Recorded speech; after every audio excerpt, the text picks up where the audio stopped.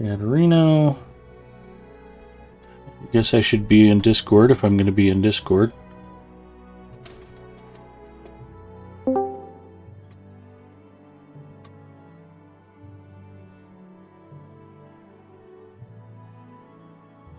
Check, check. Check, check. Levels are looking okay.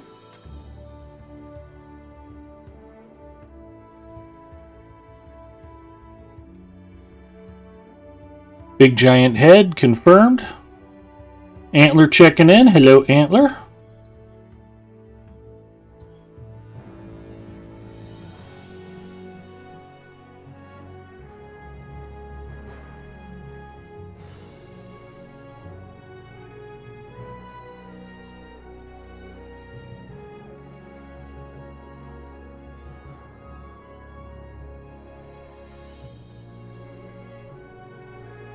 Nice big head, thank you.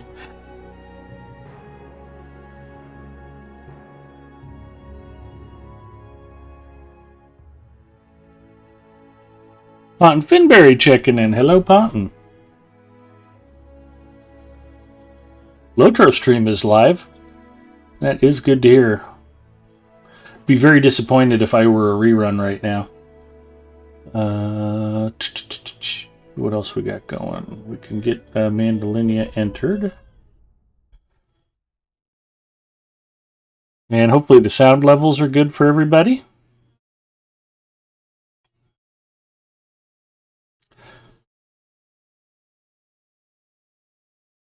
It's going really good, Ponton. Had a good day at work and got plenty of errands done. And Mrs. Mustafa and I went to the monthly airplane club meeting out at the field. And instead of grilling hot dogs, we had a bunch of leftover pancake batter from a previous club event. So they cooked breakfast for dinner out at the field tonight. We had bacon and eggs and pancakes and orange juice and donut holes. And Mrs. Mustafa, I don't think she fed herself today while I was at work. So she was quite hungry when we got out there. I had to go get her. I'm not going to say how many plates she had, but let's just say that she batted cleanup at the event tonight. One of the wish granters from Make-A-Wish came out. A nice lady named Angie talked about Make-A-Wish, and we told her a little bit about the air show. Emily, the event coordinator that we normally work with, her husband got a job in Arizona, so she has moved and is working remotely. So she wasn't able to come out to the field tonight because she lives several states away now. Yeah, that was nice. I got to show her some of the news coverage. She had no idea how big of a deal the air show was, and I was telling her a little bit about it. What else? Oh, I got new headphones today. I've been threatening to go cordless again, and I had to take something back to Nebraska Furniture Mart today and return it, and I had already paid the balance off on my Mart card, so the credit was just going to be sitting there, and I thought, what is it that I really need? And I'm like, I haven't busted a mouse lately. My keyboard is good to go. I've been wanting to get cordless headphones, and I splurged a little bit, but planes, what era? Radio control planes, we fly all kinds of them.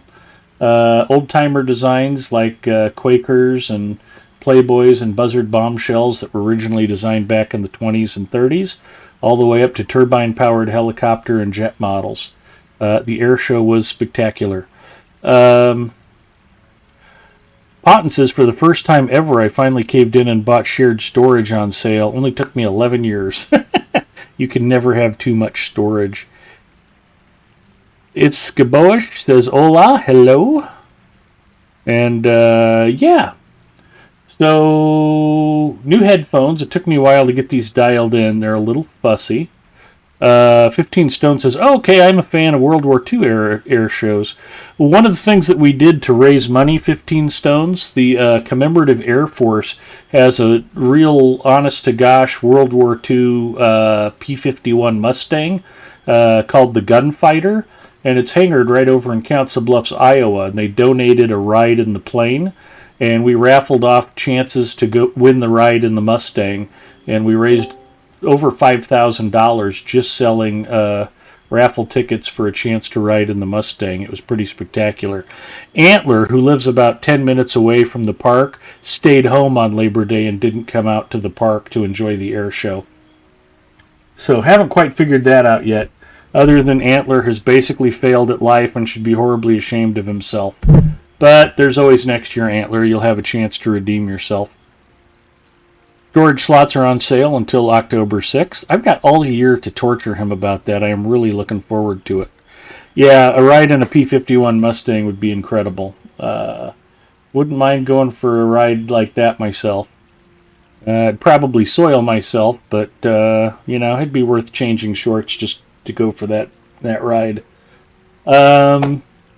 What else was great about today? Oh, I was a little bit feeling run down. It's been a long week. My grandfather was a flying tiger. That's fantastic. I read Colonel Bowington's book and was a big fan of the TV show growing up. And, incredible what those guys did. Going over and volunteering to support the Chinese even before the U.S. got involved in the war. Greetings, Amanda. My new Evernight tune. Fantastic. Greetings, Mr. Ed. Well, howdy. What's going on, Nick? Just hanging out. So, how's your week been? A lot better than the last few weeks before that. I am glad to hear it. Feeling so much better. You're hearing the voice of SKDX Killer, a recovering former Lotro Stream Team member and current Lotro streamer. I am'd you in game. Okay, Antler. I saw your message from Engelbert, but I didn't know who it was, so thank you for clarifying that. What else was good about today? The weather was nice. It was windy, but it was like 80 degrees and sunny here. That was pretty nice. Mrs. Mustafa hasn't yelled at me too much today. That's always a good thing. So, yeah, it's been pretty solid. And I was feeling a little bit run down, and I was like, I'd better get ready to stream. And so, to test out the new headphones, I started playing a few tunes and chugged a whole Venom before the stream started. So, I'm kind of feeling amped up and ready to go. So, that's pretty exciting. And Nick's feeling good. Yeah. Nick's been a bit under the weather the last couple of weeks, but he's bouncing back. He's feeling good now, so glad to hear it.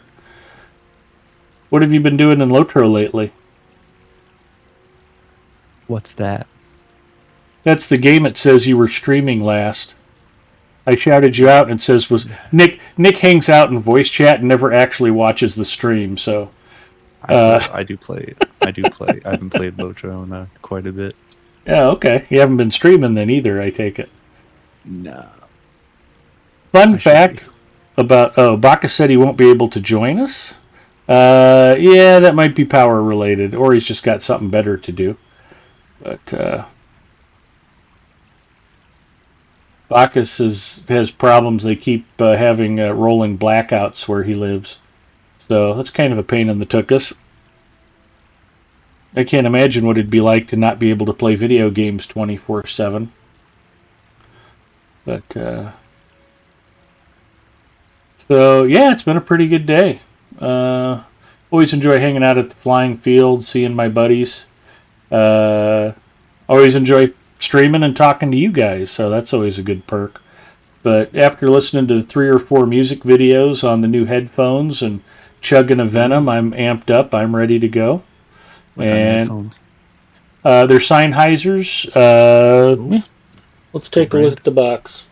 Well, my corded headphones are Sennheisers too, and they sound terrific and they're super comfortable. But just having the cord getting caught up in the arm of my chair was driving me absolutely batty. So here's the box. These are HD 450 BTs. I guess the BT stands for Bluetooth. So I can use them with my phone. I can use them with the new wireless card I bought. The 802.11ax cards got built-in Wi-Fi 5 or 5.2, one of the two. So I can just wirelessly connect all kinds of different devices to the PC. But I was a little concerned when I first put these on because they've got a bit of a pinch to them. I had some Logitech headphones that I'd bought that were really bad a long time ago, and I put them on like once or twice, and I'm like, yeah, these are going to crush my gigantic head, and I ended up giving them away. Actually, Magical Ducky's mom, I sent them to the Cookie Mama, and last I heard she had been using them, so it's always nice to be able to hand off something to a friend. She's one of my moderators, and wanted to reward her for helping out with the channel. And It's my I guess reward. you get to hang out with me, and people think you're cool because of it. Oh, heck yeah.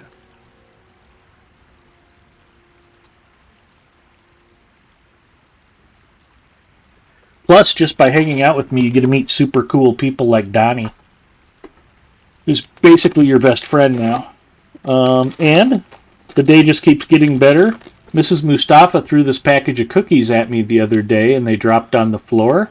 And I just looked down and realized that they were still sitting here unopened. So now I've got snacks, which is just fantastic.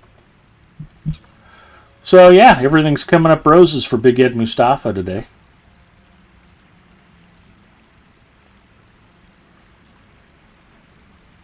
Also, Nick, remind me to never refer to myself in the third person ever again. Yeah.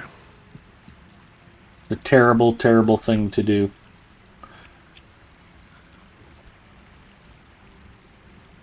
And I saved this for tonight because I thought it was kind of a fun little quirk. If you go to the 121 task board, there's some stuff in here that looks like it's just a random task for experience.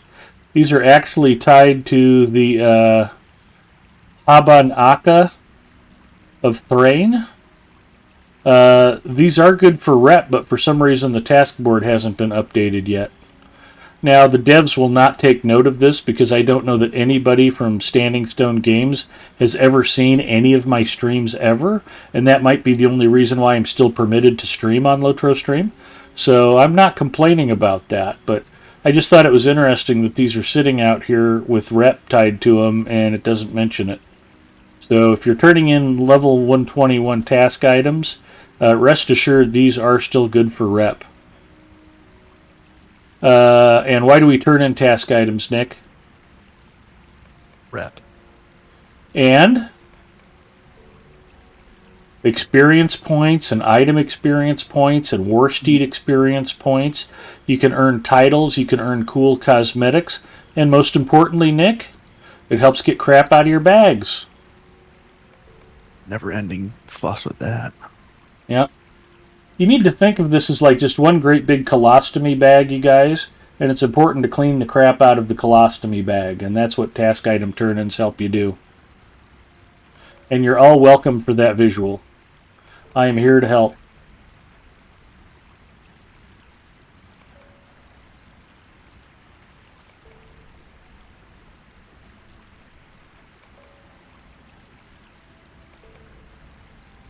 And by happy coincidence, if you do 10 task item turn-ins, at this level, it's good for 850,000 experience points a day. Leveling in this game is not hard. Ooh, that was good. Mrs. Mustafa would be proud. What are you drinking tonight? Mountain Dew. Mountain Dew. Code Red. Okay. That your favorite? It's pretty good. They always have new flavors. They come out with anything recently you approve of? There's still a purple one that I haven't been able to find. And then they have one for Halloween that tastes like Skittles that I had like 2 years ago. I just like the original and the Code Red. Oh, I stopped off after lunch the other day. A buddy of mine and I went and had lunch at... We were right near that candy store I like to go to. In fact, I bought my Venoms there. Marty at Smedges says I'm the only guy who buys these Venom energy drinks. This is watermelon lime, and it's 0 calories, 0 sugar. They're delicious. It's the best tasting 0 sugar energy drink I've ever had. In fact, it's probably the best tasting energy drink I've ever had, because normally they're like chugging battery acid. You drink them for effect, not for flavor. But Marty had freeze-dried candy. And apparently they probably use liquid nitrogen. And I bought Mrs. Mustafa a bag of freeze-dried Skittles. And it takes the Skittle and they pop open when they freeze. And it turns them brittle, but it really intensifies the flavor. Say that 3 times. Really fast. But yeah, they were really good. It was like a crunchy, really intense Skittle. It was weird. So that was kind of fun. Coke came out with a Dream World flavor, and I like it. It tastes fruity. Well, hold that thought. Cheers, stream hype.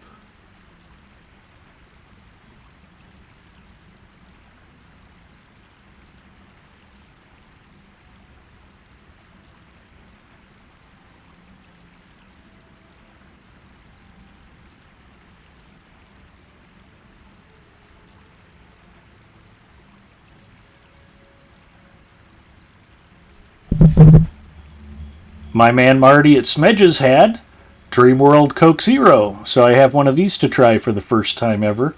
Haven't checked it out before. Looking forward to trying it tonight. Should be pretty interesting.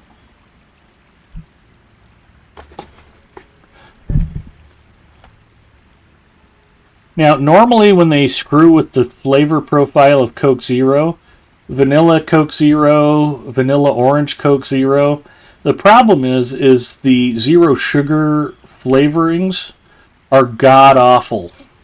The vanilla and the vanilla orange, to me, it's like drinking really nasty cough syrup or something. I mean, it doesn't taste natural. It's not good.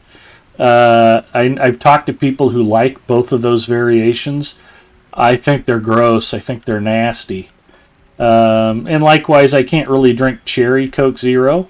For reasons I've discussed previously. I won't bring that up again since I've already mentioned colostomy bags tonight and the stream is still young. Yeah.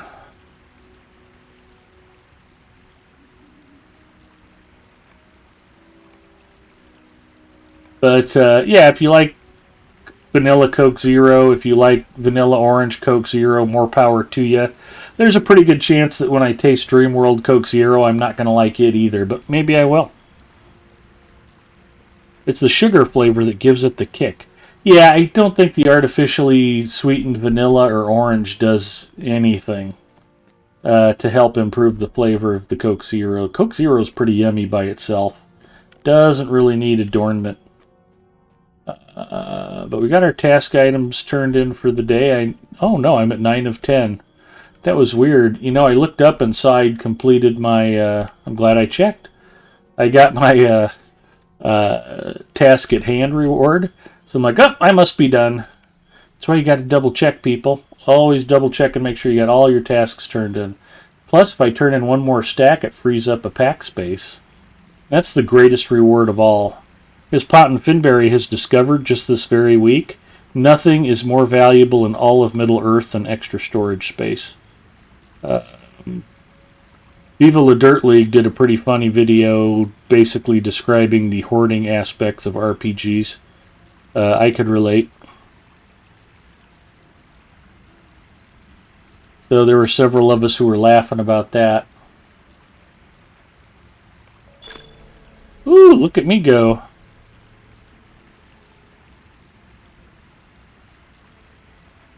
Completed Dumel of the Haban Aka of Thrain.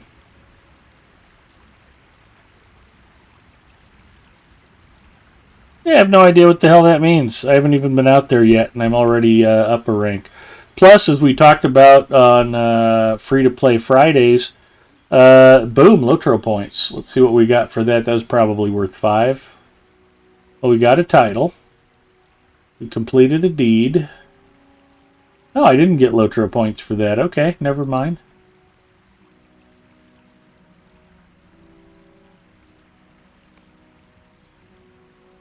Task limit reached. Reputation changed. But, as previously promised, I did open up a pack space, so we'll call it good.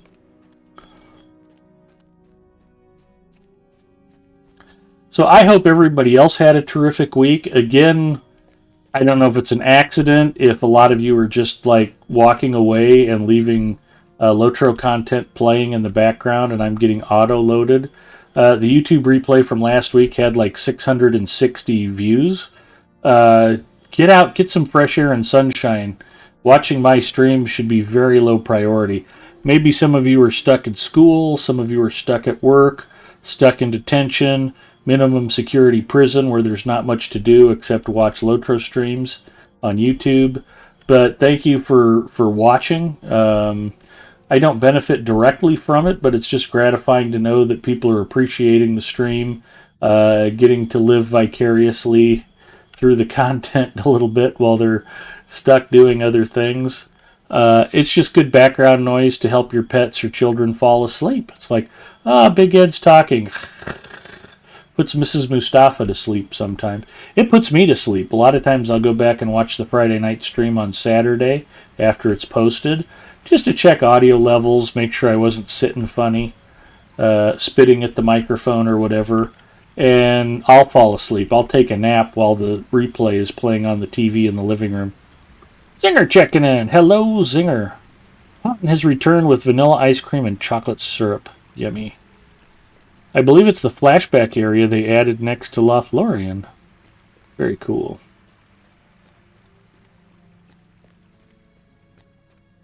Yeah, and let's see. Not streamer. Freebie. CJ Hallow checking in. Good evening. How are you doing today? I'm doing terrific. Freebie? There we go. Yeah, since we're talking about different regions, use the code FreeQuests2022 to unlock many currently available quest packs permanently on your account. Code is only valid until October 31st. You've got a month to do it. I've done it on 3 of my 4 accounts. For some reason, my 4th account, the one I forgot that I had that I just recently rediscovered, I can only access it through Windows, and I can't quite figure out why. But I haven't gotten that code unlocked on that account yet, just because I haven't been booted into Windows. Whenever I can, which is most of the time now, I've been using Linux as my primary desktop for a couple of months. I have to say it's kind of nice having your operating system do what you want it to do instead of doing whatever the hell Microsoft wants it to do. I'm not a Microsoft hater. I'm not particularly anti-Windows or anti-Microsoft. But man, it just, the updates and messing with the audio settings and pushing widgets and pushing alerts I don't need or want. And it's just, I gotta say, I've been finding Mint Linux to be a breath of fresh air. And as long as I'm shouting out people, let's give my old pal Tux Ramus a shout out. I haven't had a chance to talk to Tux Ramus or to Sorceress Zero, aka Linda Tepler, for a little while. I know they've been busy doing some stuff, and Tux has been editing a lot of her YouTube video content for her Future Urban Farmer blog, which is all very cool. I hope they're doing well. And, go check out Tux Ramus's stream when you get the chance. He streams Lotro quite regularly, along with some other games. Linda is a science fiction and fantasy writer, and if you search for Linda Tepler on Amazon, you can find some of her books available as Kindle editions. Inexpensive, good reading. So if you run out of my boring streams to watch on replay, check out one of Linda's books. We actually gave away a couple copies of her Champions of Falaral novel that she published not too long ago. She's got a new science fiction novel she's been working on. So hopefully we'll be able to tell you more about that when that's ready. Ed is an anti-Microsoft Clippy guy. It's true, I was not a Clippy fan. Or much of a user of Microsoft Bob back in the day. For anybody who knows that reference. So Zinger, you're in danger of winding me up because I've got plenty more I could bitch about that I haven't mentioned about Microsoft. But, God bless them. We got the Xbox and we got Microsoft Game Pass. So, at least from a gaming standpoint, Microsoft doesn't suck too bad. There are definitely worse companies out there in that regard. What did I want to do tonight? Bacchus isn't going to join me, that kind of frees me up to go do whatever I want. You know what I think might be a fun warm-up? Hobbitmeister checking in. Hello, Big Ed in chat. Hello, Hobbitmeister. One of the things I hadn't done a lot of that I always enjoy doing is hunting roving threats. I think just to get warmed up tonight, I'm going to go hunt some roving threats. I don't even need the stable master. I can port myself straight to Rivendell.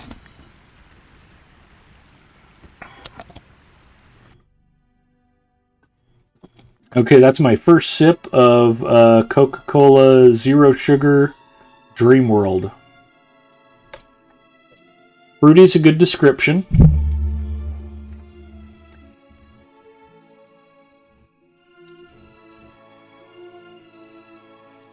It's not too sweet.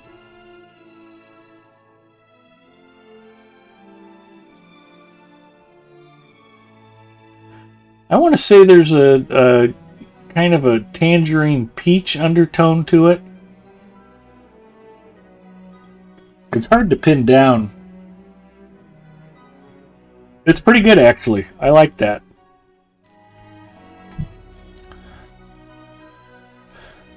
I would buy that if I were going to the store to buy a case of Coke Zero.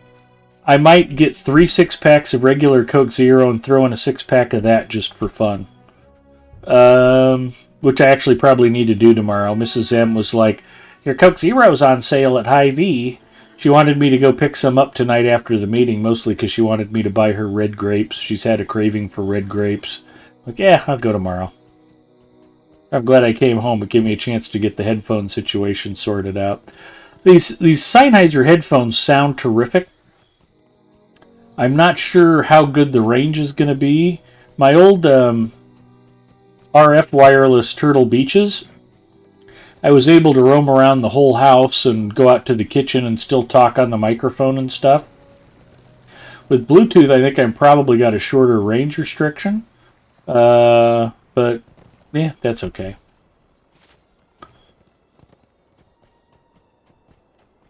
I'm going to head out to the Misty Mountains and see if I can kick the crap out of all of the roving threats out there.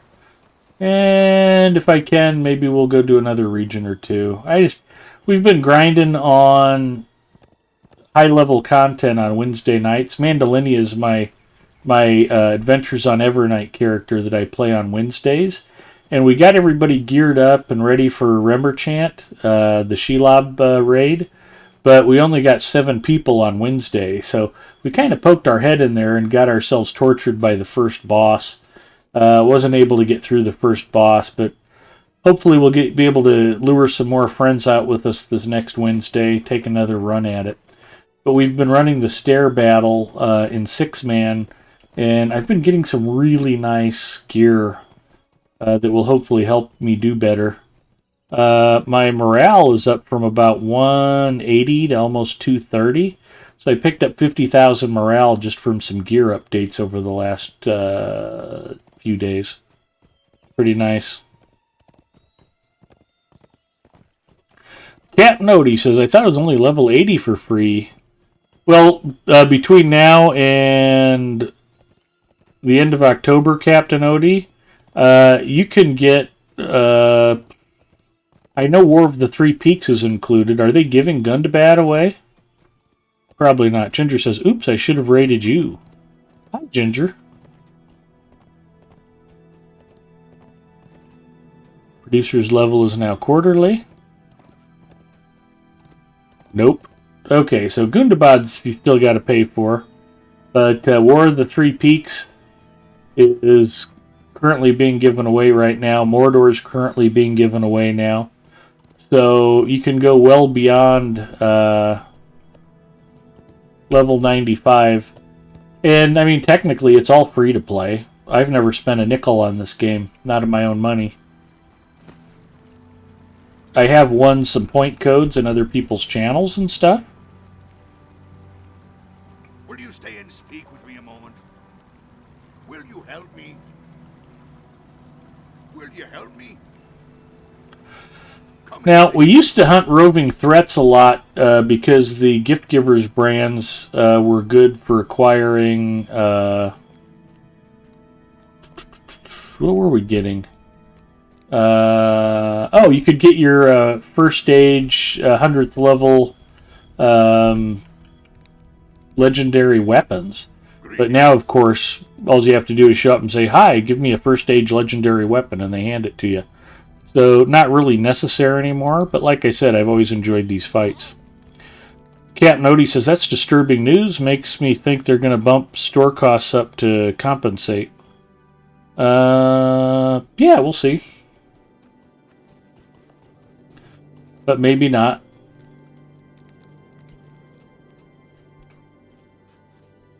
Actually, it's kind of a strange move. I'm not sure what the business case is for it, but okay.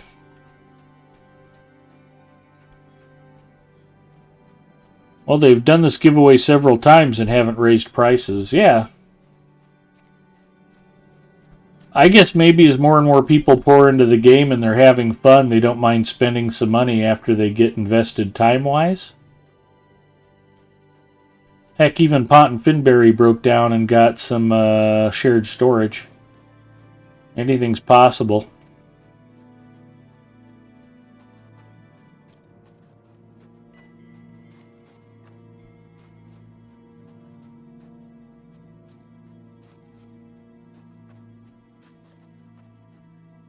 Alright, here's our first test.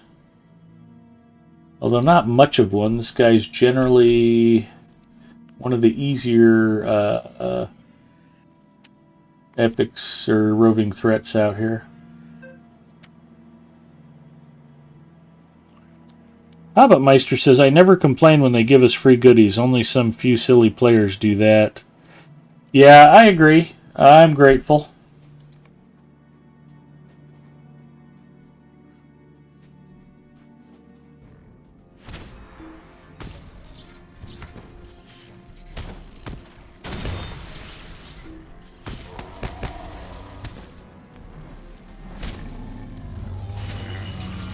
Man, he went down quick. Normally I'd say he went down like Ethan's mom, but I'm keeping it classy tonight, everybody. No Ethan's mom jokes. Wait, I didn't say that out loud, did I? It's not important. We're going to keep hunting roving threats. SSG has seen that it helped them in the long run, is my guess, which is good. Yeah, building the player base can only result in more revenue down the road, so...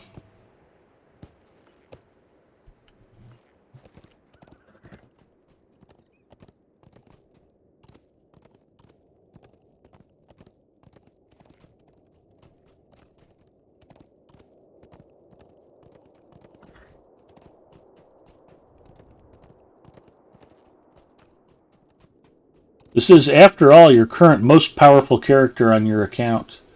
Yeah, this is my highest level character. My previous main, Galandriel, is my champion on Arkenstone.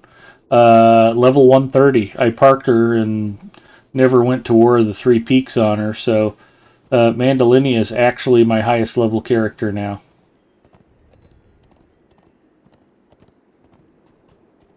Which is cray-cray, as the kids say. Actually, I don't think kids say that anymore.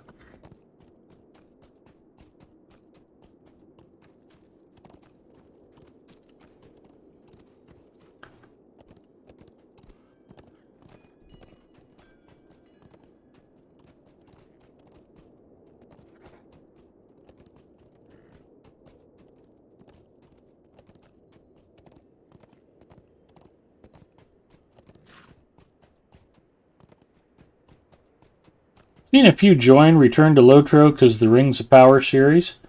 So, yeah, just in a couple of words, if everybody wants to sound off who's watched Rings of Power, how are you guys liking it so far? You can say good, great, meh, pass, whatever you want to say.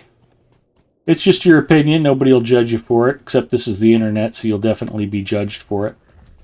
But yeah, how are you guys liking the TV series? I have not seen a minute of it yet. Mrs. M and I do not have Amazon Prime. Again, for reasons I won't bother going into for the umpteenth time. Not a big Amazon guy, just I do my shopping elsewhere for various reasons. Cap Nody says I should be grinding my 151. Ponton says Ponton was a fan. 15 Stone says no. Fleetwood Mackenzie says most recent episode was awesome. Good to hear. Doesn't follow the lore very much, but as a TV show, it's okay. SKDX Killer says big fan of Rings of Power. Not the best, but it's pretty good. Cool.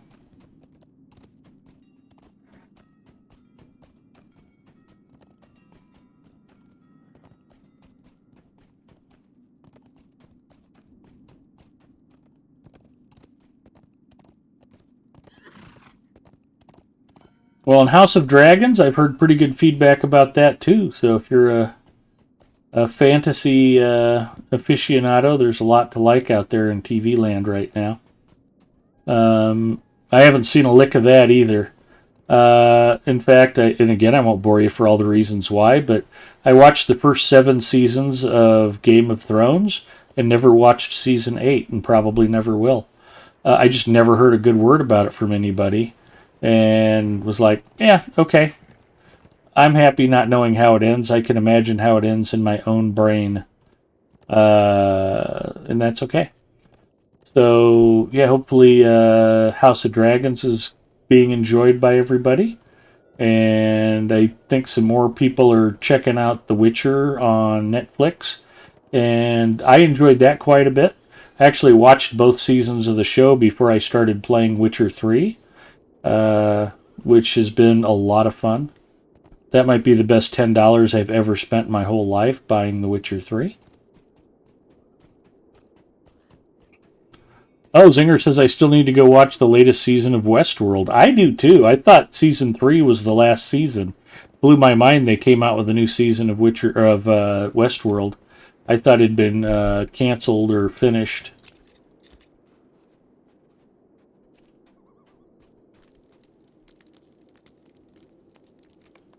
What do you need?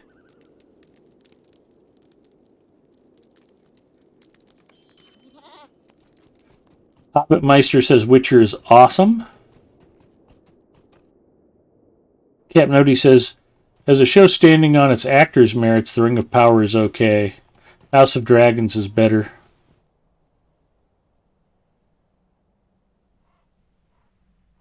Cotton says, I like it a lot. They did go away from the lore quite a bit in episode 5, but without spoilers, what they showed might just be crap within the story and not true. Sort of like Pamela dreaming that Bobby died, and then like he comes walking out of the shower and it was all just a dream.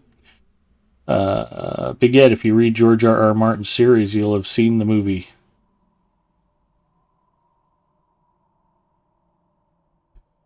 You know you're going to have to take care of that toad on Tuesday. I got no answer for that toad. That toad was very frustrating. I did the same things with Vikings. I didn't follow it to the end. Oh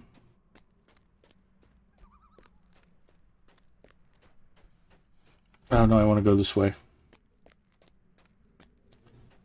The movie and the series are indeed.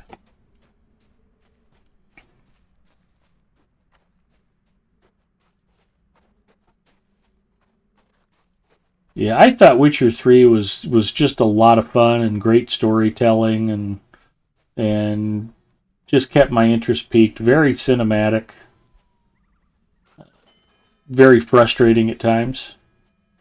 It wasn't quite getting me to the Apex Legends level of frustration, but I definitely been doing some cursing during The Witcher. And last Tuesday I did some controller throwing. That Prince of Toads fight, not happy with that at all. The problem is I know how to use the magic trap to stun the thing temporarily, but even once he's stunned, I can't hardly do any damage to him. And by the time you get done with the tongue whipping and the poison gas, it's just a terribly long grinding fight. unless I can find nuclear weapons to use on him. Which actually, that was one of the few things I didn't try yet, was throwing bombs at the frog, but that probably won't make any difference either. Still, I can give it a try. We'll keep tossing the kitchen sink at him till I get through that fight. But that's okay. Oh, and since I mentioned Apex Legends, I did finally make good on my promise. Viewers helped me raise the viewers raised $500 to benefit Make-A-Wish of Nebraska for the air show. The club was able to buy all of the raffle prizes without having to spend any money out of pocket, and therefore not needing to reimburse the club for any expenses. So the net on the prize raffle this year was $1,600, which was just terrific.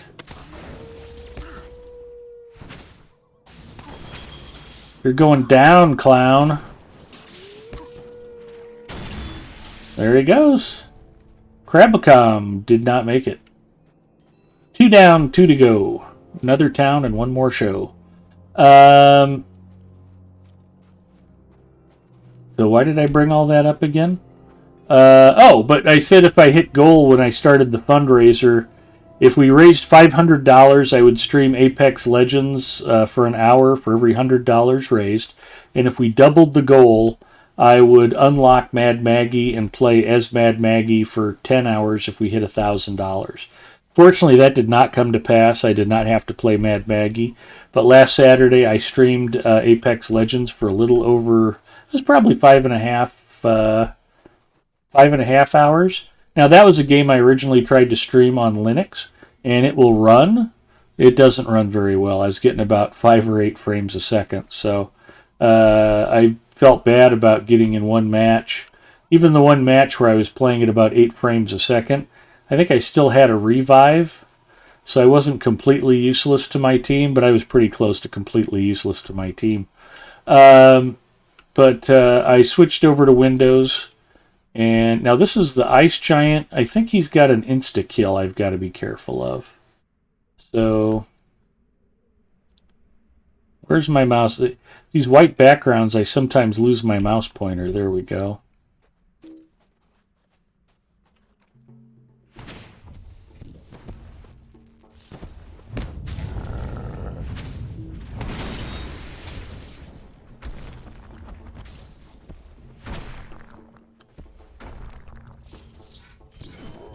Wow, got him too.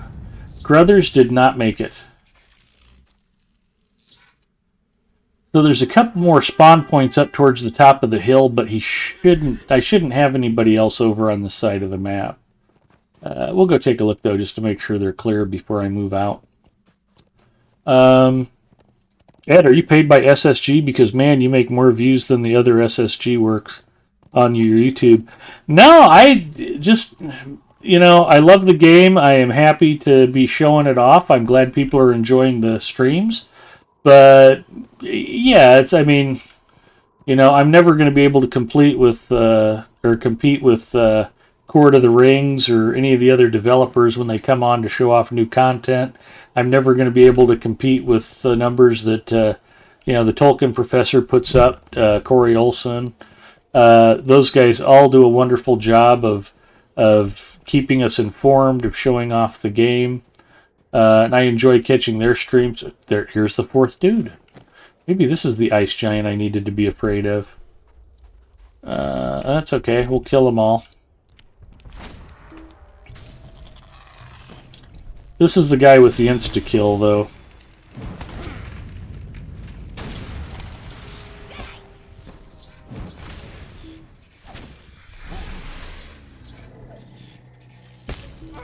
Okay, so that's all 4 of them dead.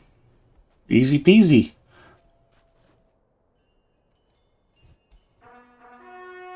Ed's just more popular than he wants to believe. Well, yeah, I don't know why that would be a thing, but okay. I'm just glad you guys are still putting up with me after all these years. They say half of life is just showing up, and the one thing that I do every Friday night, I show up. If I probably miss 4 streams a year out of the 52, just because of scheduling things or something coming up, or heaven forbid Mrs. M and I actually get to go on vacation. But, once in a while I do get sick or I'm just so run down. It's like, yeah, I'm going to play a VOD. But I appreciate my time with you guys. I know it's a privilege to even stream on Lotro Stream. I never want to take that for granted. And just happy to still be here after all these years. And you guys find me amusing or entertaining or just reassuring that you don't have to be great to play Lotro. Just thanks for hanging out with me. I learned more from you guys than you probably learned from watching me, so I'm glad you're here. Well met. Consistency is the key. And it's like Bob Ross. People listen to him to sleep or help other things in the background. Exactly.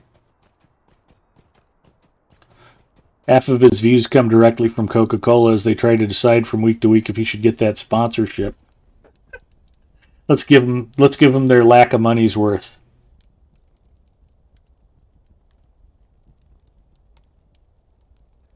Coke Zero Dream World. It's like a dream come true. Somebody in Atlanta, Georgia, send me a check. I've earned it. Okay. Get these turned in.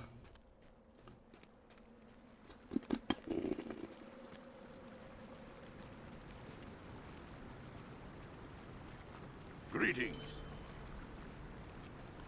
Well met. What do you want? Well met. So yeah, gift giver brands used to be useful, but there's still some cool housing items and things you can get. I imagine at some point they might get around to straightening out the rewards. You can still get old first stage weapons for no particular reason. I don't know if those would be worth it to... You can get a pond frog pet. That's fun. Cryptic Heritage Ruin of Legend. So maybe if you just need an extra push to get to your reward track done.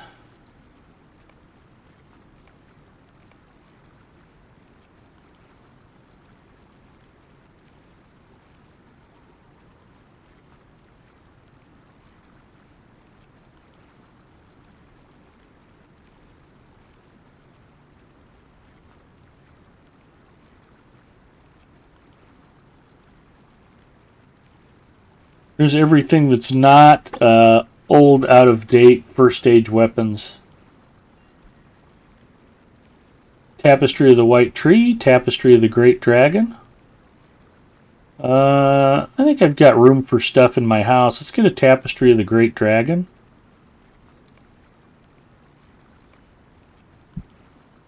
And...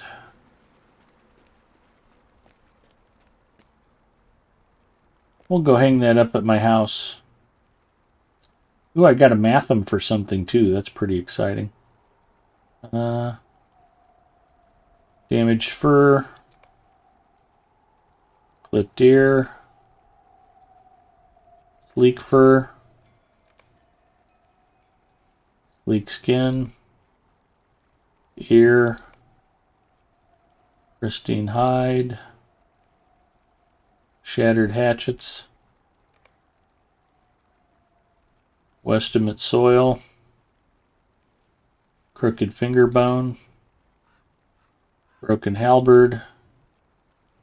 Matham. But I got my tapestry.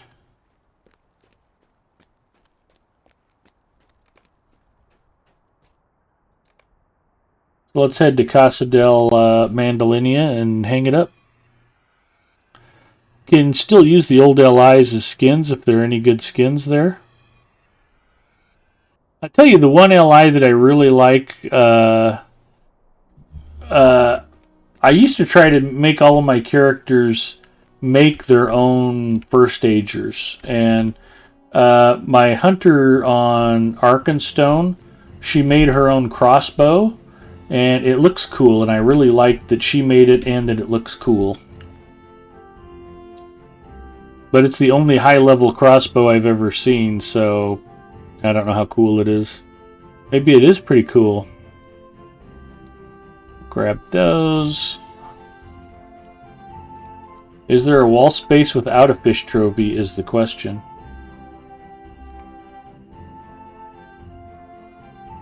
Yes.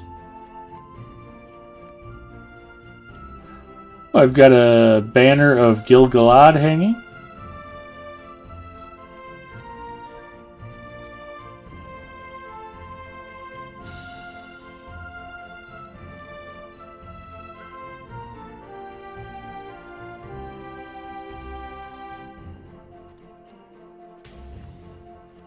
Here we go, we'll hang it right here. I knew there'd be a spot somewhere in the house I didn't have a fish hung up already.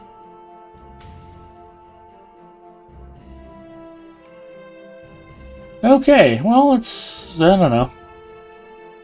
I think I would like it better if that was a fish. But I took the reward, so we'll keep it.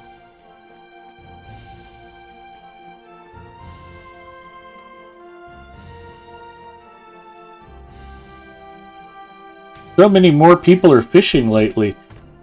Well, Lotro Quest 2022. I already have on this account. I have done it.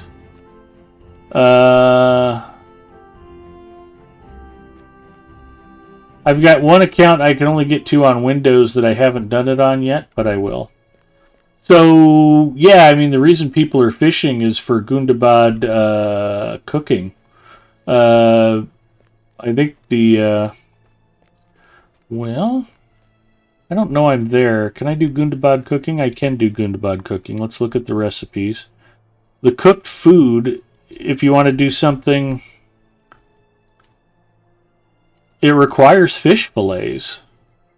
It's basically it. You can use the gemberries. You can use the make vegetable stock with the vegetables. And I've got some of the basic Gundabad cooking ingredients. Ithilian crop. Where's the Gundabad stuff? And it's Ithilor. Yeah, Gundabad vegetables for making the vegetable stock, gemberries. But you want the fish, you got to go catch the fish. You can't buy fish to fillet. You have to go catch it in game. And when they made that change and added Gundabad cooking, I had over 1,000 game fish, cookable fish, on Arkenstone and on Evernight. Mandalinia had 3,000 gold at one point, and I finally kind of pissed a bunch of it away buying stat tomes just to do something with it. But she's back almost to 400 cash, I think. But I think I've got a bunch of fish. Well, let's check storage.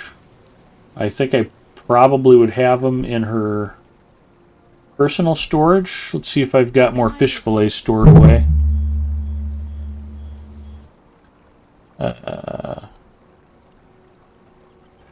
Yeah, pairs of fish fillets. So these are selling for more than a gold piece each on some of the servers. So that's like 100, 120 gold worth of fish fillets I've just got sitting here. And apparently your storage is refrigerated, so they don't go bad. Who knew? Oh, that was the other thing I was going to do.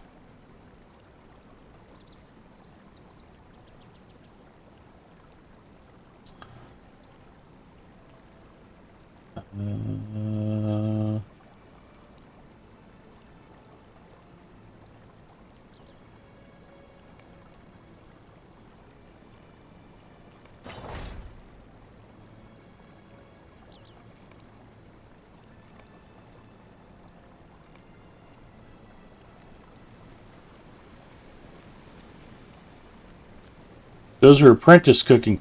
Filleting the fish is apprentice cooking, yeah. Fish platters seem to be good sellers, yeah. So you can fillet dace, catfish, perch, golden mullet, largemouth bass, carp, flounder, and all of the trout are all filletable. So any of those species that you catch, you can either sell the fish, you can fillet them and sell the fillets, you can make the food and sell the food. But fishing is bringing big money, and it has for a while. Bacchus checking in. Hello, Bacchus. I'm doing good. I was recounting all of the good things that have happened to me today, including finding this package of cookies that Mrs. Mustafa tossed at me a couple days ago. So, don't know why she didn't want them. In fact, I didn't think about it, but we have more chocolate chip cookies out in the kitchen. And I'm drinking Coke Zero Dream World for the first time. It's a new limited edition flavor.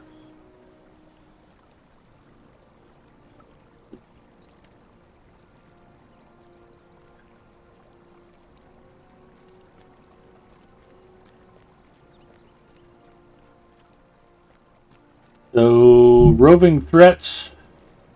I just got done wrecking all the roving threats in Misty Mountains.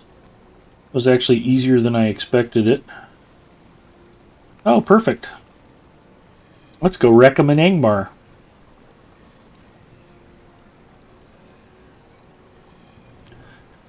But I was talking to our friend Gore, who plays with us on Wednesdays, and he's a scholar on his Bjorning. And I've been prospecting his ingots for him so he can keep up with his weaponsmithing. And he's kind of like, well, why bother? It's completely broken. And the thing about Lotro, and maybe it's my perspective as a 15-year free-to-play player, everything comes back around sooner or later. The devs will get around to fixing crafting. They will get around to fixing the roving threat rewards. They just haven't yet. And I can just take my time, pick on the roving threats occasionally for fun. And at some future point, I'm going to be glad that I've got a stack of those gift givers brands sitting here waiting for me. Because they'll be useful again. They might not be able to do much right now, but that's okay.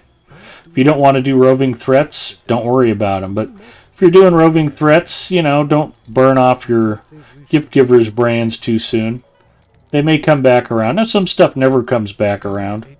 I think Bacchus was joking about how he hung on to his travel rations way longer than needed.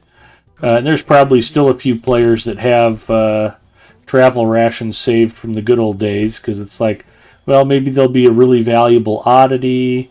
Maybe they'll be useful for something at some future point. Who knows? But yeah, not everything comes back around, but a lot of stuff comes back around. I didn't think stockpiling fish for cooking ingredients would ever make me rich. But yeah, it was pretty nice when it worked out that way.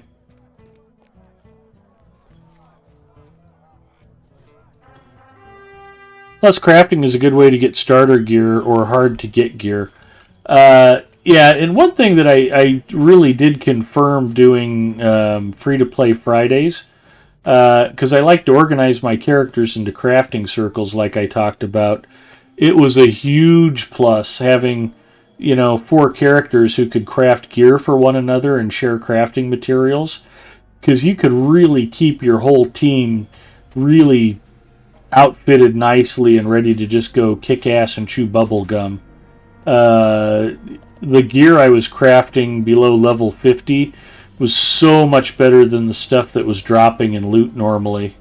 Now that changes once you get past Rohan. Let's say once you get to Gondor, you can start getting better gear than the gear you can craft by completing deeds, by completing raids, quests, skirmishes, whatever. Crafting really kind of falls off after Rohan. But it was... I was going to say, if there's not a roving threat up here, that's a very rare occurrence. And I'm going to be smart and make sure I'm on a combat skill bar before I start attacking, so I don't accidentally teleport myself back to the housing area.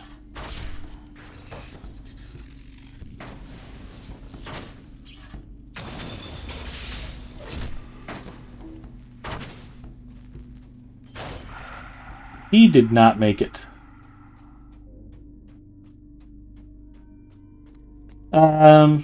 So yeah, by the time you get to level 130, soloing these roving threats obviously isn't much of a challenge. Now there are Slayer deeds for roving threats. Roving Threat Slayer, Roving Threat Slayer Advanced, and Roving Threat Slayer Final. And what do we figure? The total's 500. It's 50, 150, and 300 to complete the three of them, respectively. So you got to kill a lot of roving threats to get that title of Roving Threat Slayer Final. But I think there's Lotro points that come with that, and it's not a very common title, so it's pretty cool to kill 500 roving threats. Not sure, my Hunter on Arkenstone might have that title. She definitely has advanced. I know I've gotten a couple of hundred roving threats killed on her. Not sure if I got to 500 or not, but Singer says he's learning. Mrs. Mustafa will vouch that I can be trained. It's a very long, arduous, frustrating task, but eventually you can get there with me.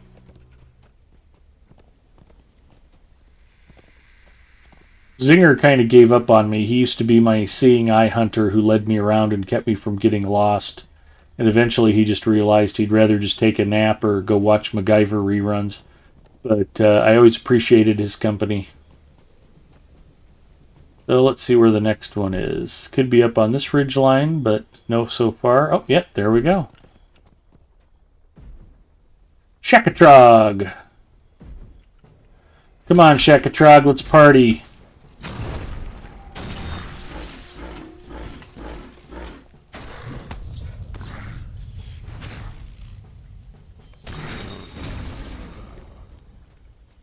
Tell Troll Jeebus that Big Ed Mustafa sent you. Alrighty, that's 2 down. Some of these are going to be harder to find. Hard to beat MacGyver for entertainment value. There you go.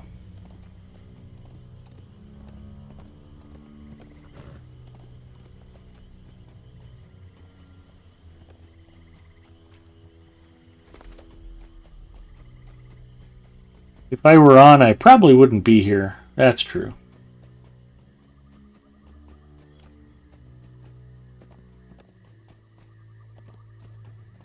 What level are those skulls?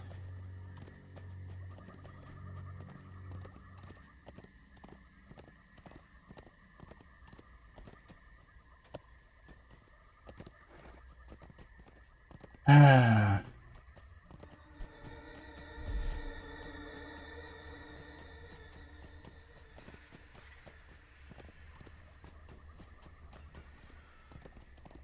Ooh, good. They're lining up nice and easy for me tonight. Now, one of these guys has a melee reflect.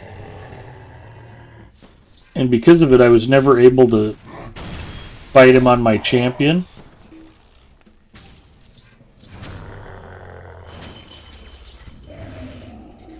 Alkarn, goodbye. Not sure if it's Alkarn who's got the melee reflect or somebody else, but no fun trying to solo him on a melee character.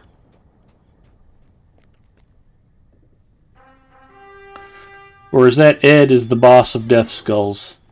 It's that Ed's 30 levels above being the boss of Death Skulls. So these guys are... They're designed to be fought by a full fellowship at level 100. So by the time you get to level 130, you can roll through these guys pretty easily. And this is the 6th boss roving threat, who's not roving at all. This roving threat's always in the same spot.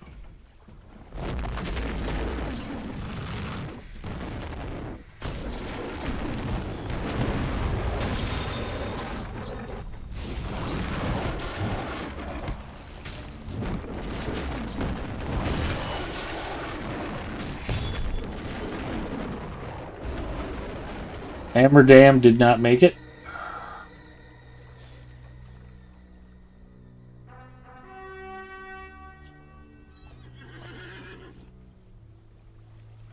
Crazy Trickster checking in. Hello, Crazy Trickster.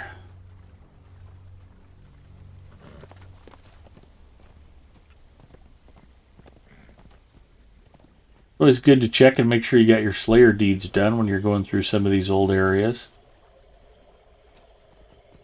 It's always part of the fun, too. It gave you a chance to kind of catch up on some stuff that maybe you didn't get a chance to finish.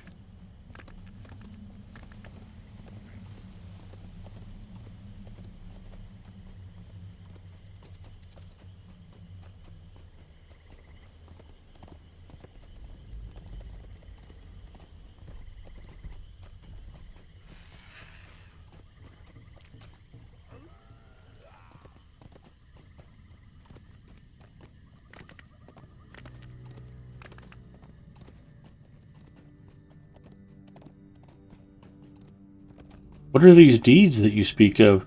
Oh, I see Cowboys85 checking in. Hello, Cowboys. How are you?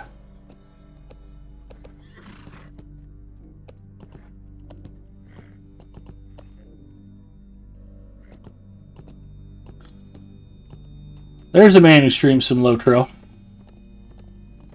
Forbin Kid checking in. Hello, Forbin Kid.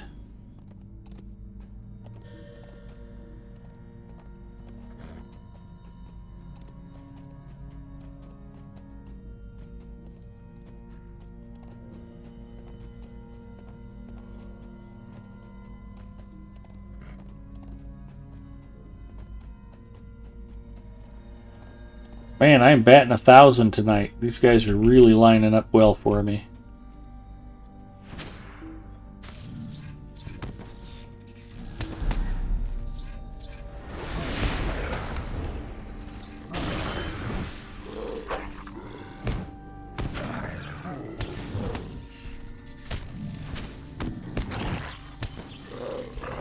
Ashthrock did not make it.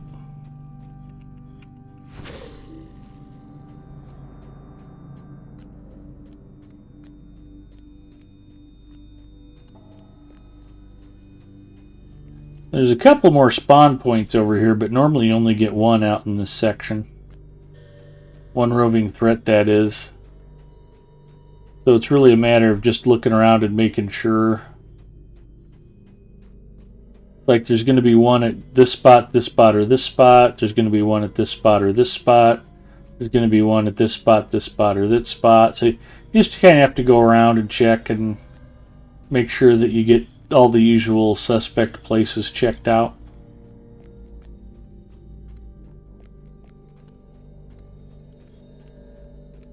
And I'm sure we've cleared it for now.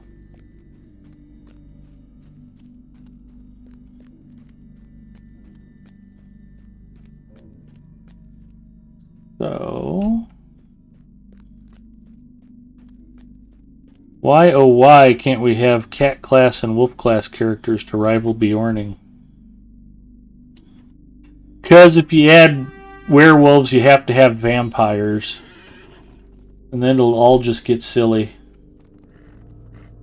You're going to have glitter vampires, and everyone will want to play Bella.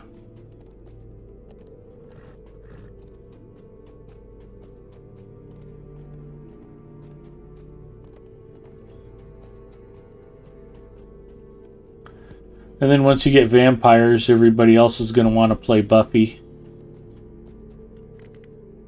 Oh, don't go over, don't go over. I went over.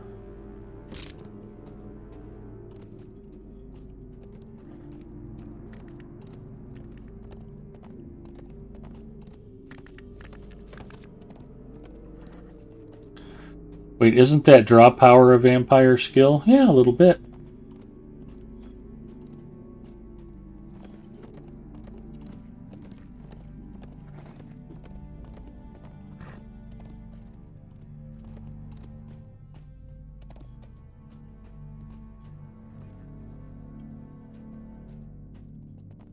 Oh, I can't believe I made it down that hill without dying. Now, sometimes there's a roving thread on one of these grassy knolls. There it was. That was quite the delayed fall reaction.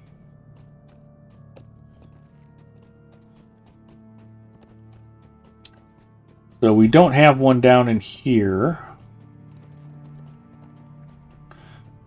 which is a problem. That means I've got to work my way all the way around the backside of The circle of despair.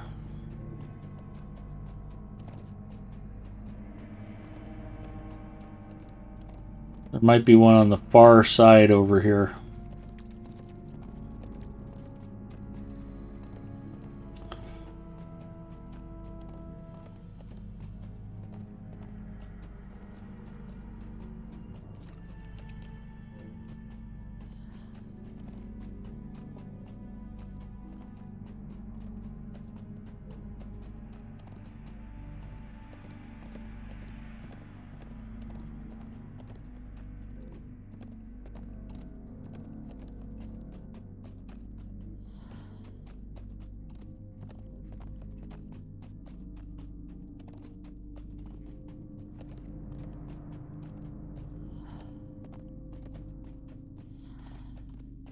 No, actually, Gary Larson is like the dungeon master of the far side. Once we get there, we'll have to complete like a lot of story problems.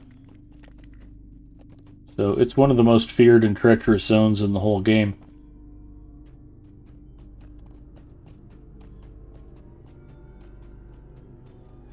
Now there's a bunch of elite mobs out here on landscape on the way to the rift.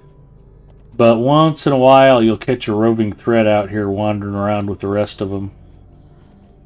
So we're looking around to see if that might be the case today. Lots of giants. And there's my roving threat. This might be the guy with the reflect.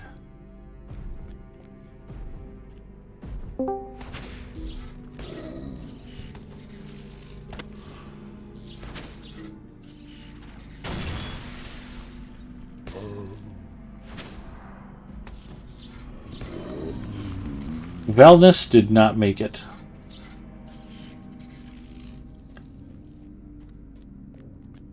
Hello.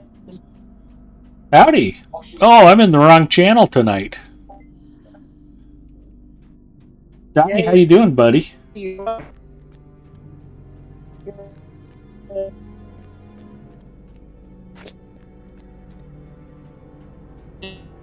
Why did I think Gary Larson was the cartoonist that Mia hates for his politics? Ooh, you're real robotic. Are you your uncle's, Donnie?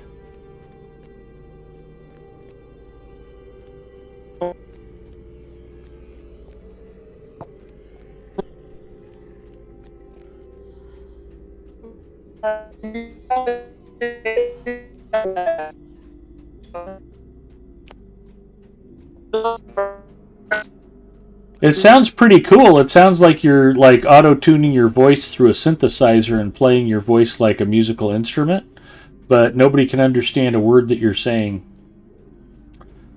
Donnie replaced by a cyborg. They got him.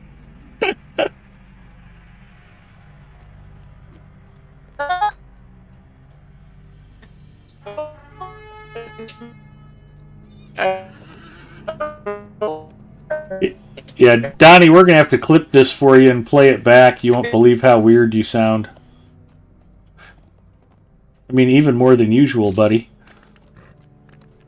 But we love you. I'm glad you're safe and sound and checking in, even if you don't have enough internet bandwidth to talk. Donnie lives in Orlando, so for him to be safe and sound and dry is a very good thing.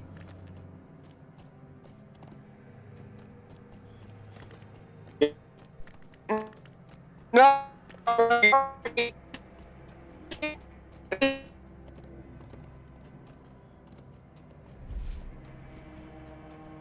All right. They're way up over here. Nope.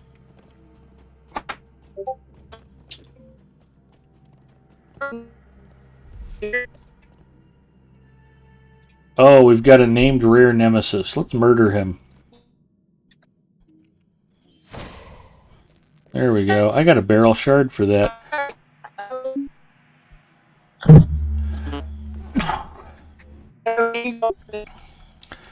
You're okay, Donnie.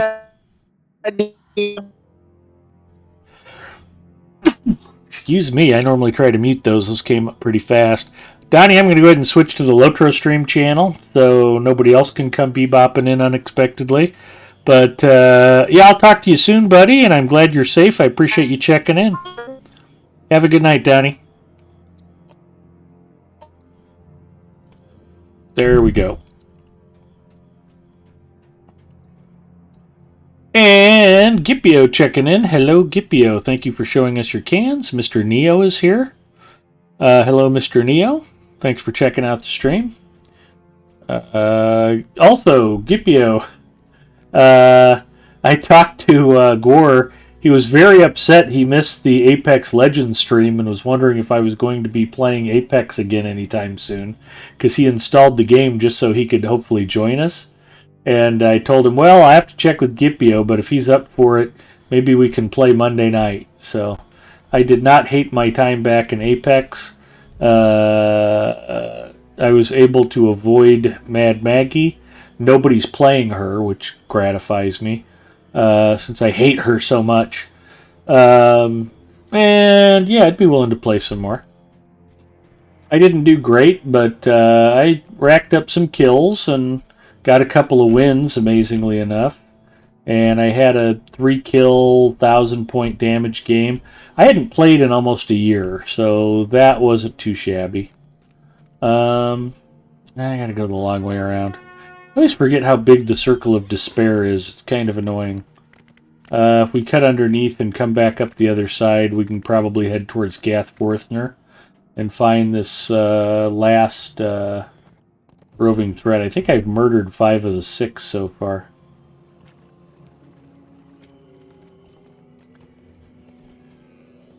So I told Gore we'd try to play Monday, and he said that should work for him. I don't have anything else scheduled. I normally don't stream on Monday nights. I try to Mondays and Thursdays, just in case anybody's wondering why I don't stream on those 2 nights. If the Seahawks are on national TV playing football, I'm going to watch the Seahawks. Much as I love streaming and playing video games, I love NFL football too. And I can play video games 12 months a year. I only get to watch NFL football for 3 or 4 months. If you're a Seahawks fan, it's usually 3 months instead of 4 months, but that's a different story. But yeah, the Apex games were fun, and you know, I don't know if people were disappointed, but since I walked away from Apex, I don't get quite as spun up about getting murdered in the game. Hopefully I'll be able to maintain a level head and not get too worked up. But it was just fun playing. I hadn't done it for a while.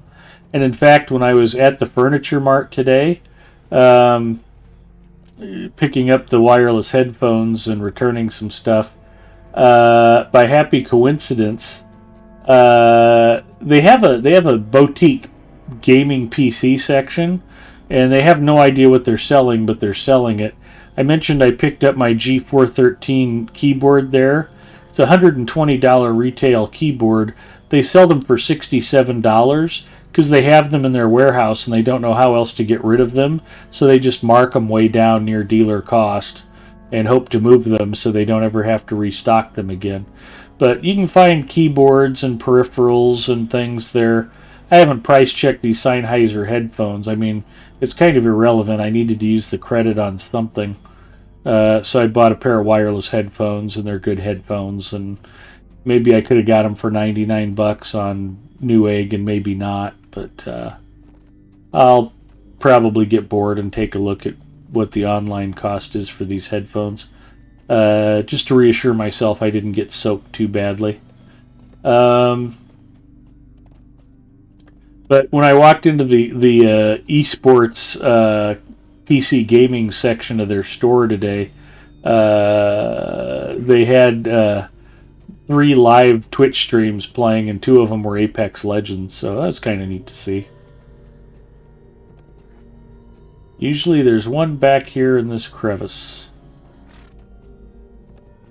Hello, roving threat. Where are you? Not here, really. Okay.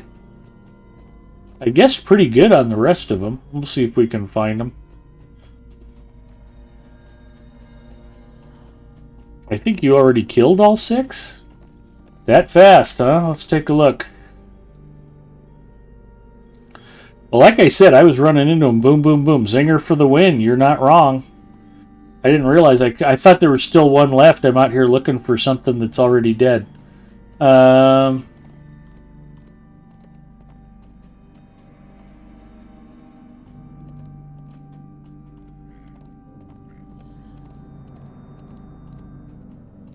Maggie Mondays. How great would it be if I were able to hunt down and murder all of the Mad Maggies on the map? That would be super fun. That's my stepmother's team.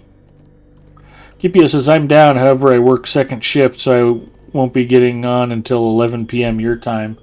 Yeah, it's pretty late for a school night, but yeah, I normally stream 9 to midnight. Or until I get sleepy, and at least with Apex Legends, it's hard to get sleepy when you're mad. Stranger things have happened, though. Angmaroom Slayer, Undead Slayer. No, I never finished Whites and Angmar. Alright.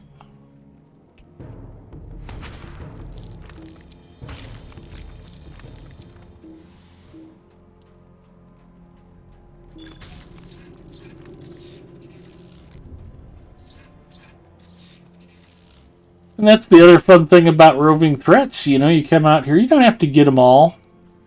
But if I kill 20 whites before I head back out of here, I'll just be that much closer to completing the Slayer deed.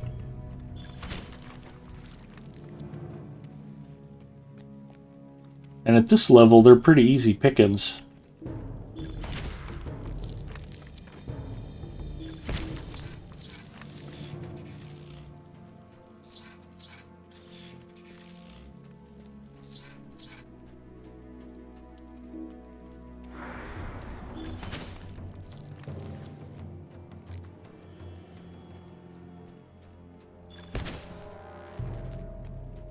I don't think that decayed hand counts as a kill, but maybe it does. I'm not sure whatever that was counted as a kill either. I know these enraged spirits don't count.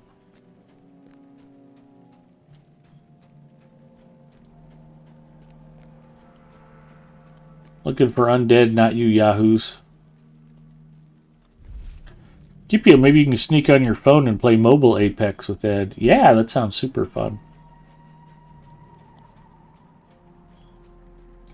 I'm still amazed that's a thing. I can't think of a game less suited to mobile gaming.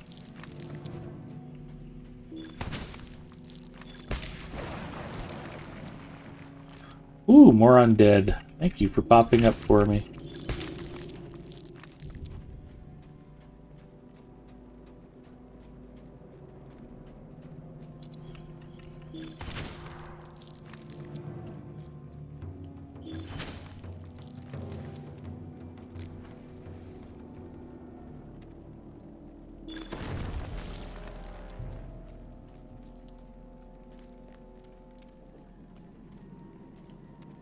Lotro?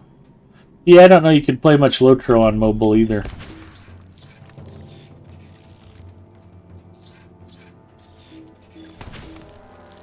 I still kind of laugh when people talk about it getting ported to console. It's like, you can barely play it with a single keyboard.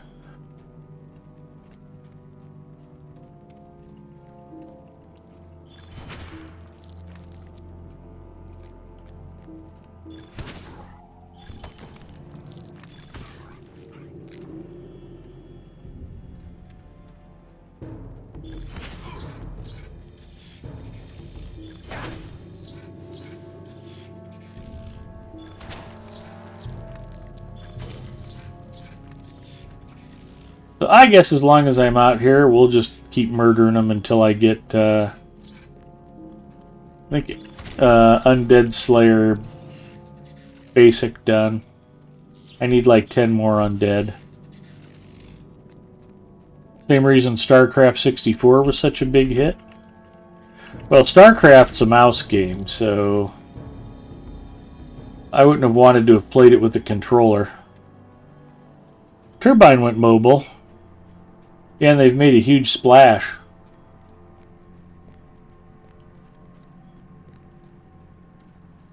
I don't know, has anybody ever played a Turbine mobile game? Are they any good? I have no idea. Maybe if they came out with a mobile version of Asheron's Call, I would check it out.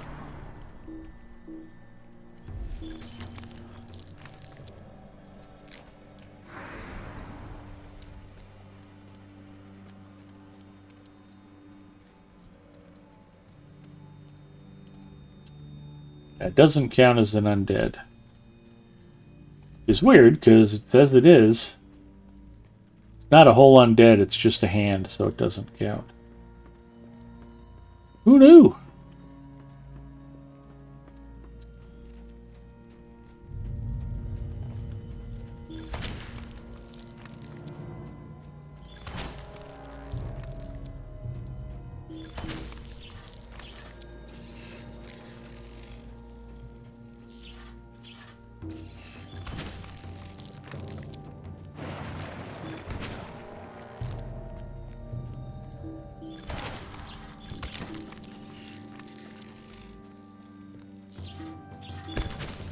White Slayer complete. More Lotro points, please.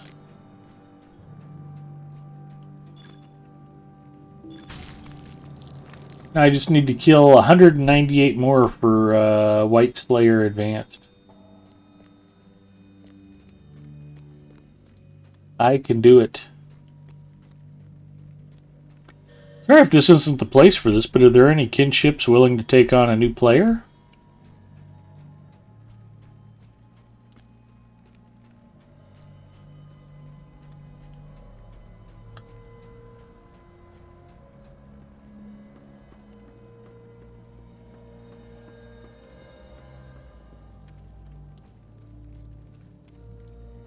Yeah, 2 of 200.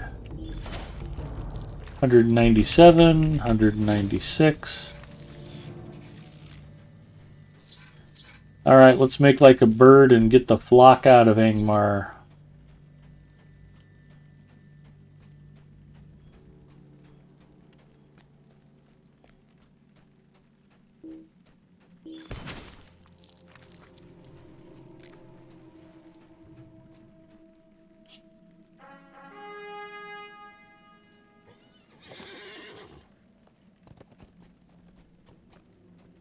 Yeah, you won't have any trouble finding a kinship on whatever server you're on. All the servers are active, and I don't know of too many kins that are refusing new members. That would be a first for me.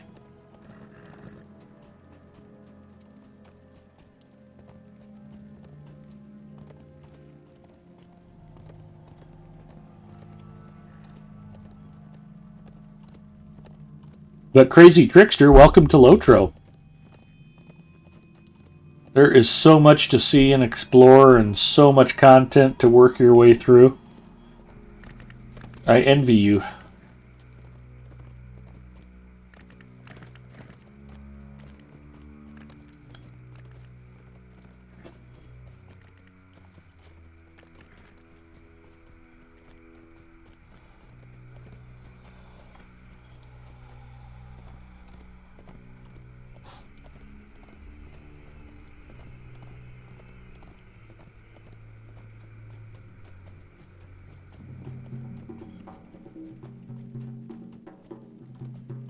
Oh, I can't attack from horseback out here.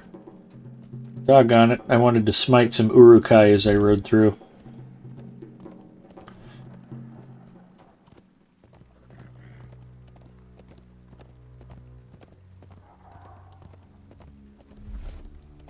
Yeah, I'll flash the code again.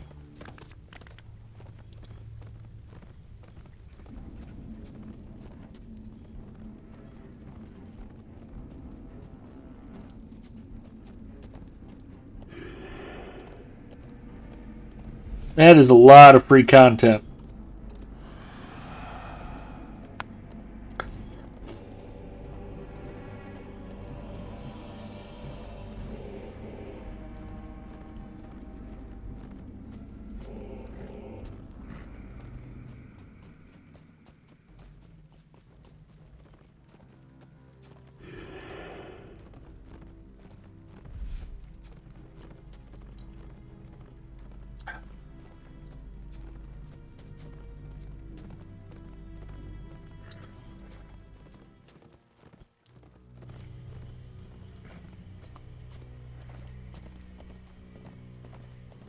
It really is tough to pin down the flavor. It's just got kind of a general fruity, sweet tart kind of background flavor to it. It's good though. It is not unpleasant. And worlds better than the vanilla or orange vanilla Coke Zero, in my humble opinion. Played DDO since 2007. DDO is also a great game. If you haven't tried Dungeons and Dragons online and you just want to mix things up, try something different, see how the other half lives. A lot of players play both.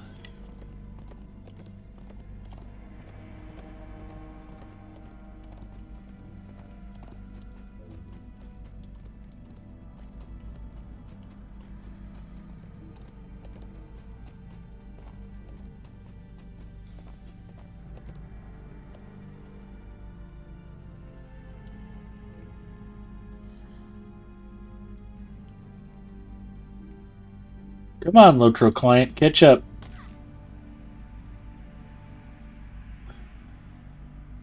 There we go.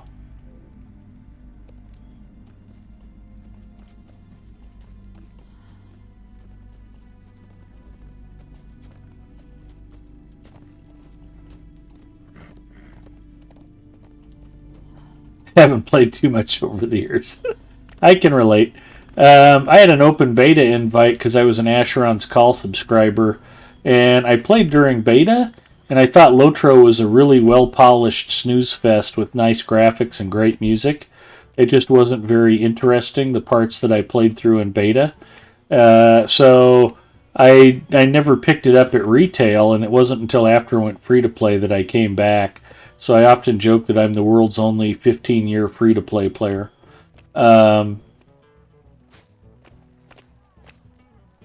And I missed my turn. There might be a few more like me out there, I don't know. I did a player blog for Vault Network back in my Asheron's Call days called The Last Blade Master. And every once in a while I'd get somebody going, "You're not the last Blade Master, I'm a Blade Master too." And it's like, it's just a name for the column, relax.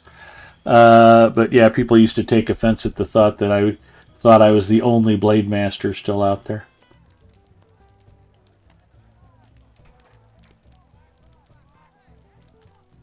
Lots and lots of useless stuff. Do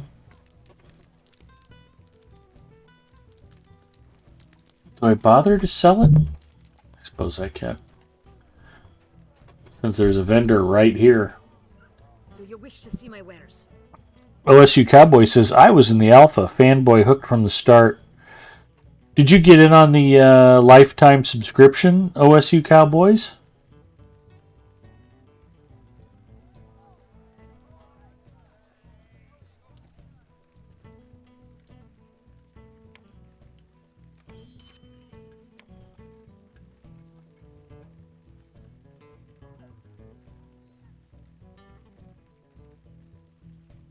Yes, I'm a lifer. Man, you want to talk about a great value for the money.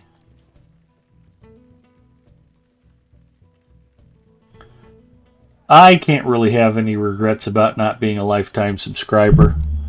I mean, I tried the game and didn't like it enough to subscribe at all, so lifetime membership didn't seem like anything I would have been interested in. In fact, I probably wasn't around when those were being offered. I don't think they were available at launch, were they?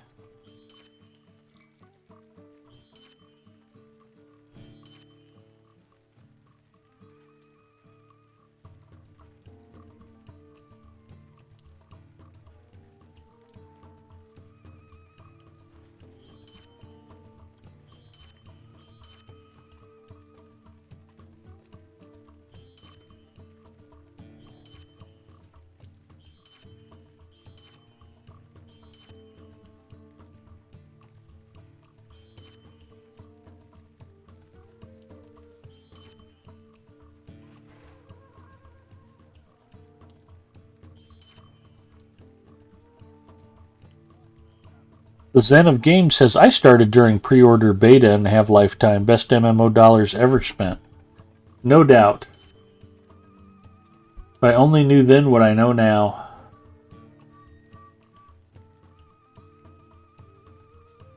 But, I mean, at the time, a lot of MMOs came and went, you know. There's no guarantee the game would even last 3 or 5 years.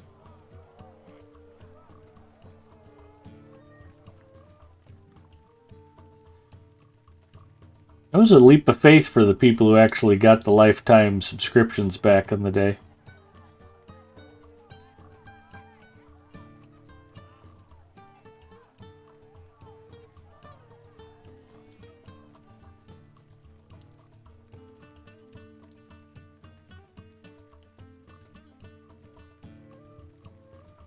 Okay, looks like I got all of the junk cleared out. I probably don't need the barrel shard for anything, but we'll hang on to it.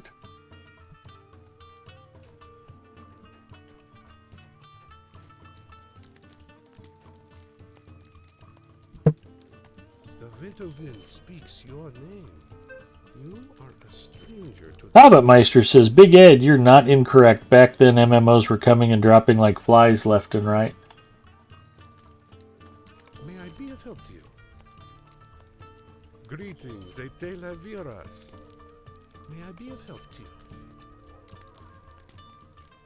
You are a stranger to the lunar. Alright, so yeah, the first time you complete a full set of roving threats in any particular region, you're also normally rewarded 10 bonus gift givers brands.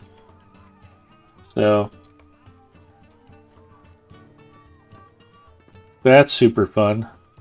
Everything was supposed to be the next World of Warcraft killer. Yep.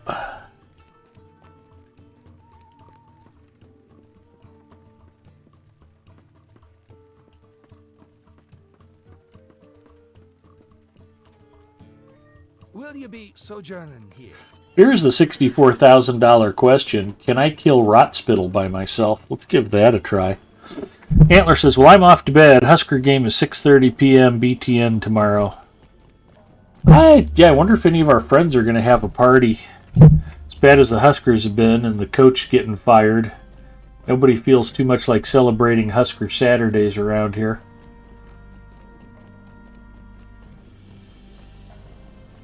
This gives me a chance to mute and take care of my sinuses.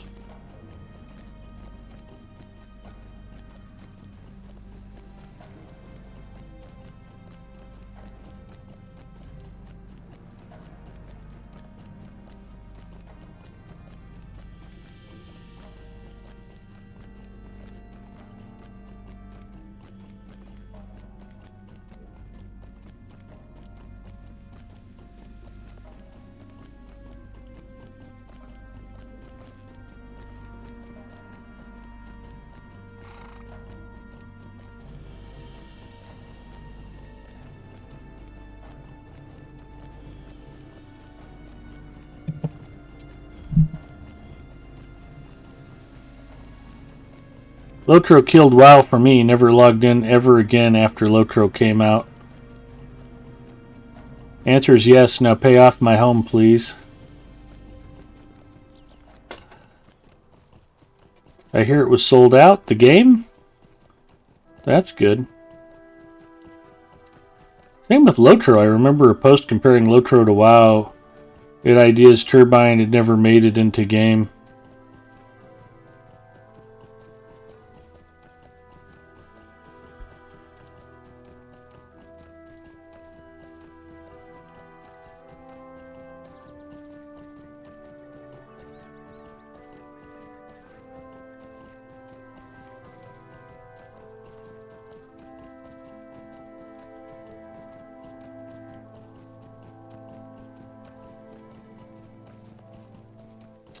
Well, Captain Odie, we don't disparage other games here on Lotro Stream. We got to keep it classy.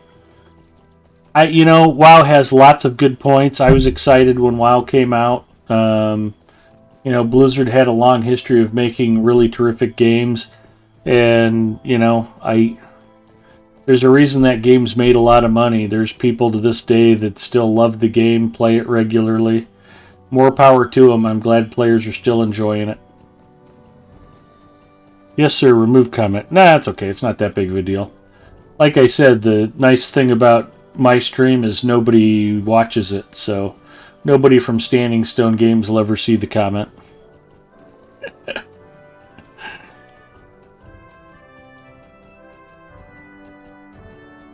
There's a lot of players who play both WoW and Lotro. I know Druid's Fire plays World of Warcraft regularly. Gussie Moose still plays World of Warcraft regularly. I'm sure there's a lot of folks who enjoy World of Warcraft.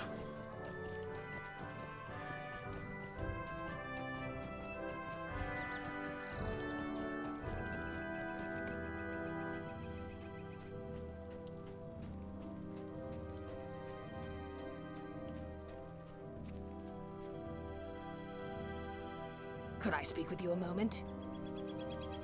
Stay a moment. Might I take a moment of your time?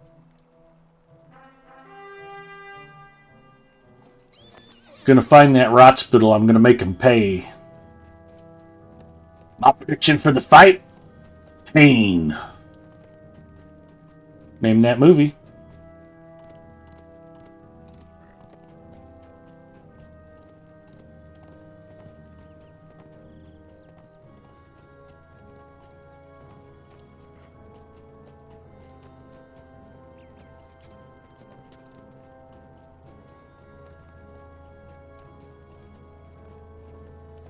Yeah, I remember when EverQuest was the 800-pound gorilla of the gaming world.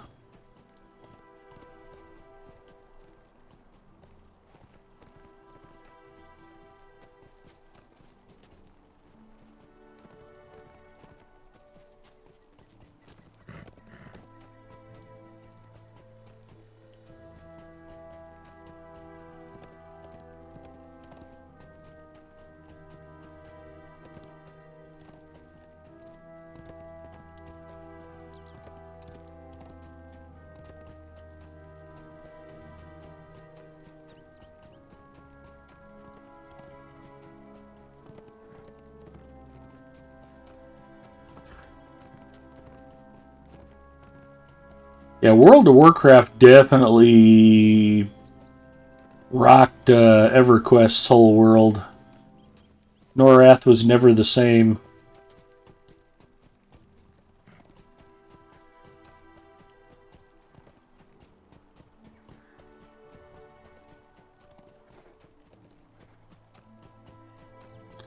Rotspittle, come out to play. Name that movie.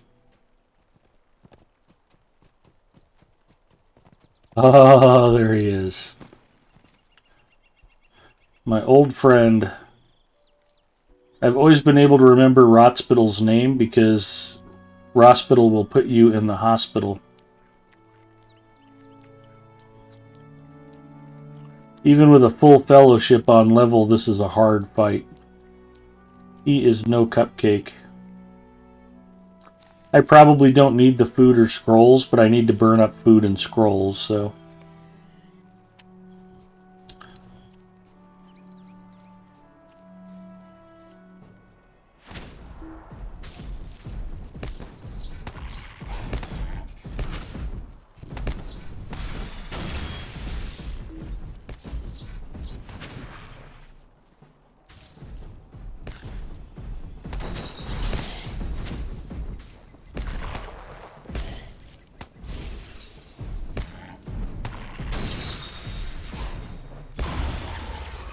Goodbye, Rotspittle.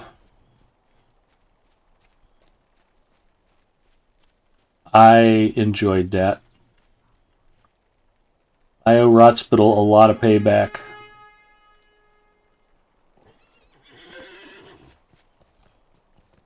You made that look too easy. Well...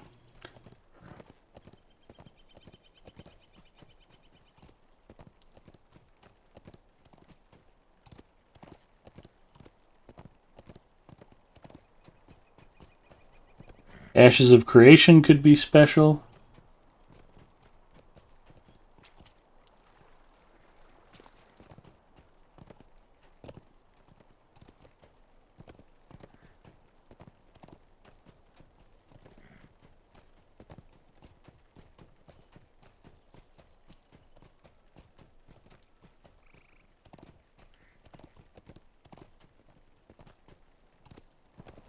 Hobbit Champion. We've been waiting 15 years for Hobbit Champs. Need to roll one up. Zen of Game says, my favorite is Lore Master for sure. Lore Master is really fun. I have not played enough Lore Master. Just made a new Hobbit Lore Master.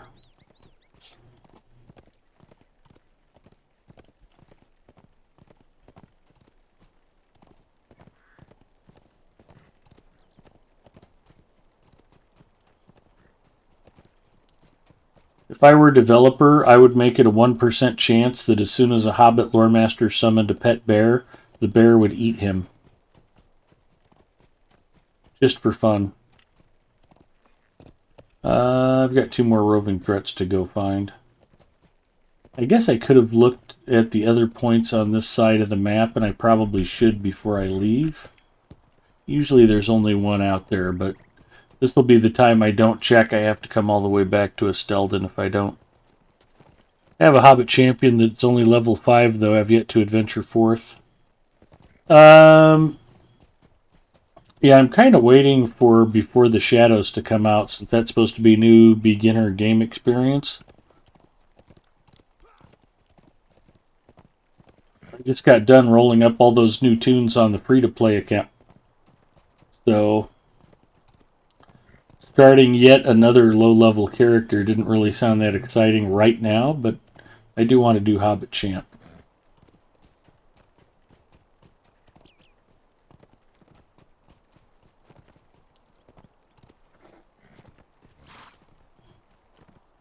I got so excited I put Rotspittle down, I forgot to go check the other spawn points.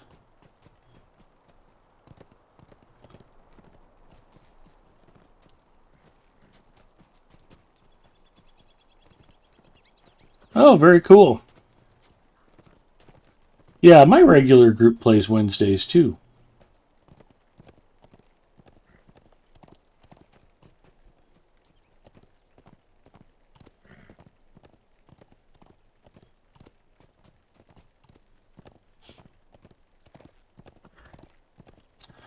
Ed, did you see the 4060? Valkyr Chosen says, what are we up to tonight? Oh, I'm going to kill Rotspittle again. I'm just hunting roving threats for giggles. Not as rewarding as it used to be, but it's still fun. Like being on safari in Middle-earth. Plus, Rotspittle has caused me a lot of pain and frustration over the years.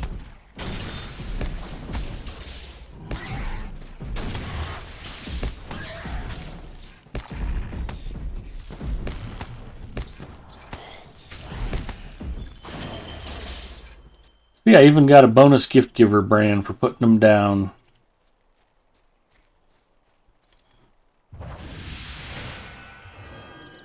Yeah, you got the dragon.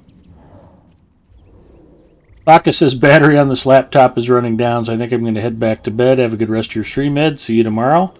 Looking forward to you having electricity, Bacchus. Take care, my friend. We'll talk to you soon.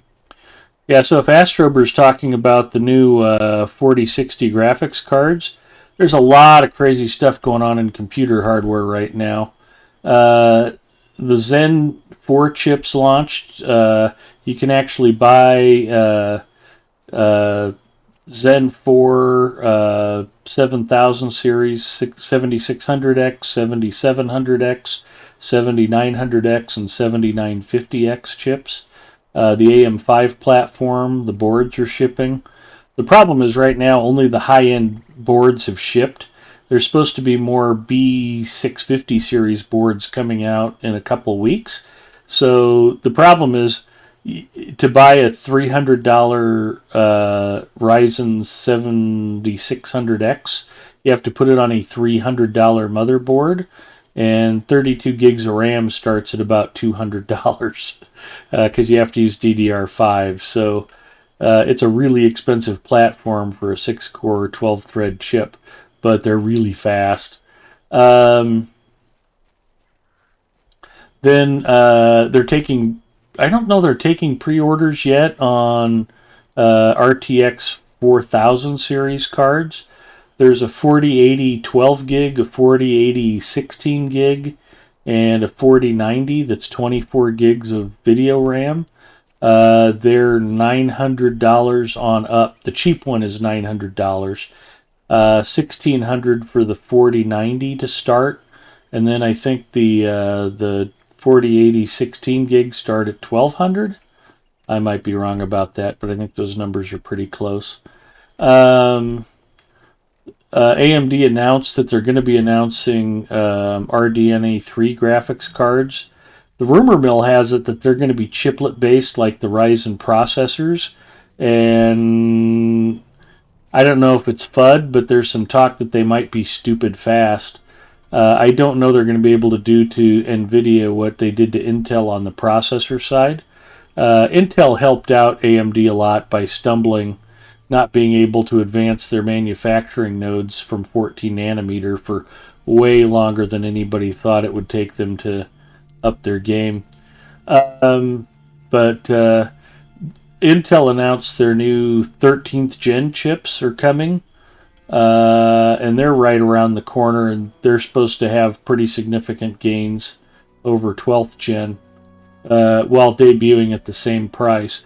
There's some really good value chips out there in the Intel line.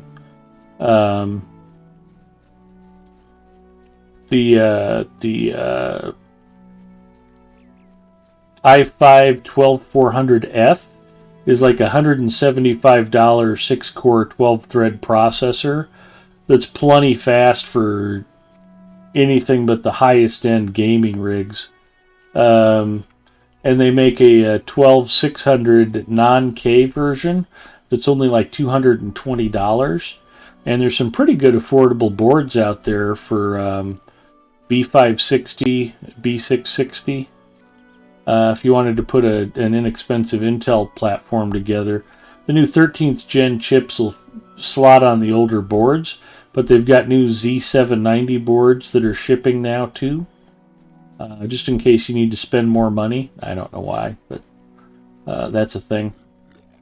So, nothing over here. There's one spot I need to just take a second look. Maybe we'll kill Rotspittle a third time. I hate him that much. There might be one other spot where there could be another roving threat roaming around, but I think it's too close to where I found Rotspittle, so probably not.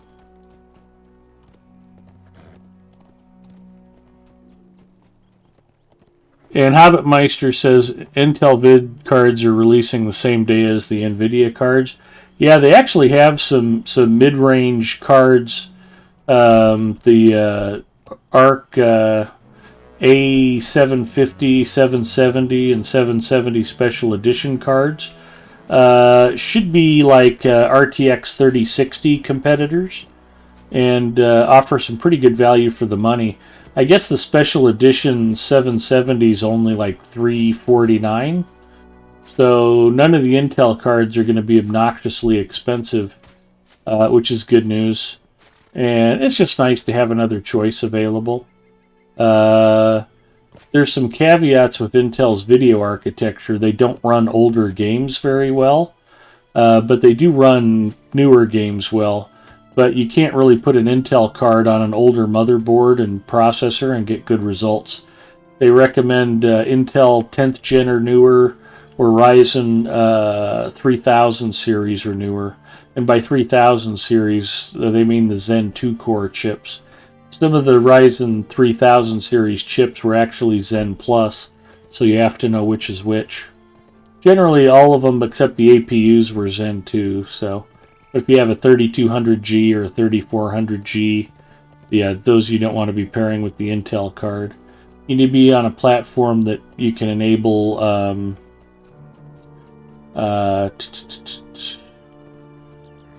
addressable bar,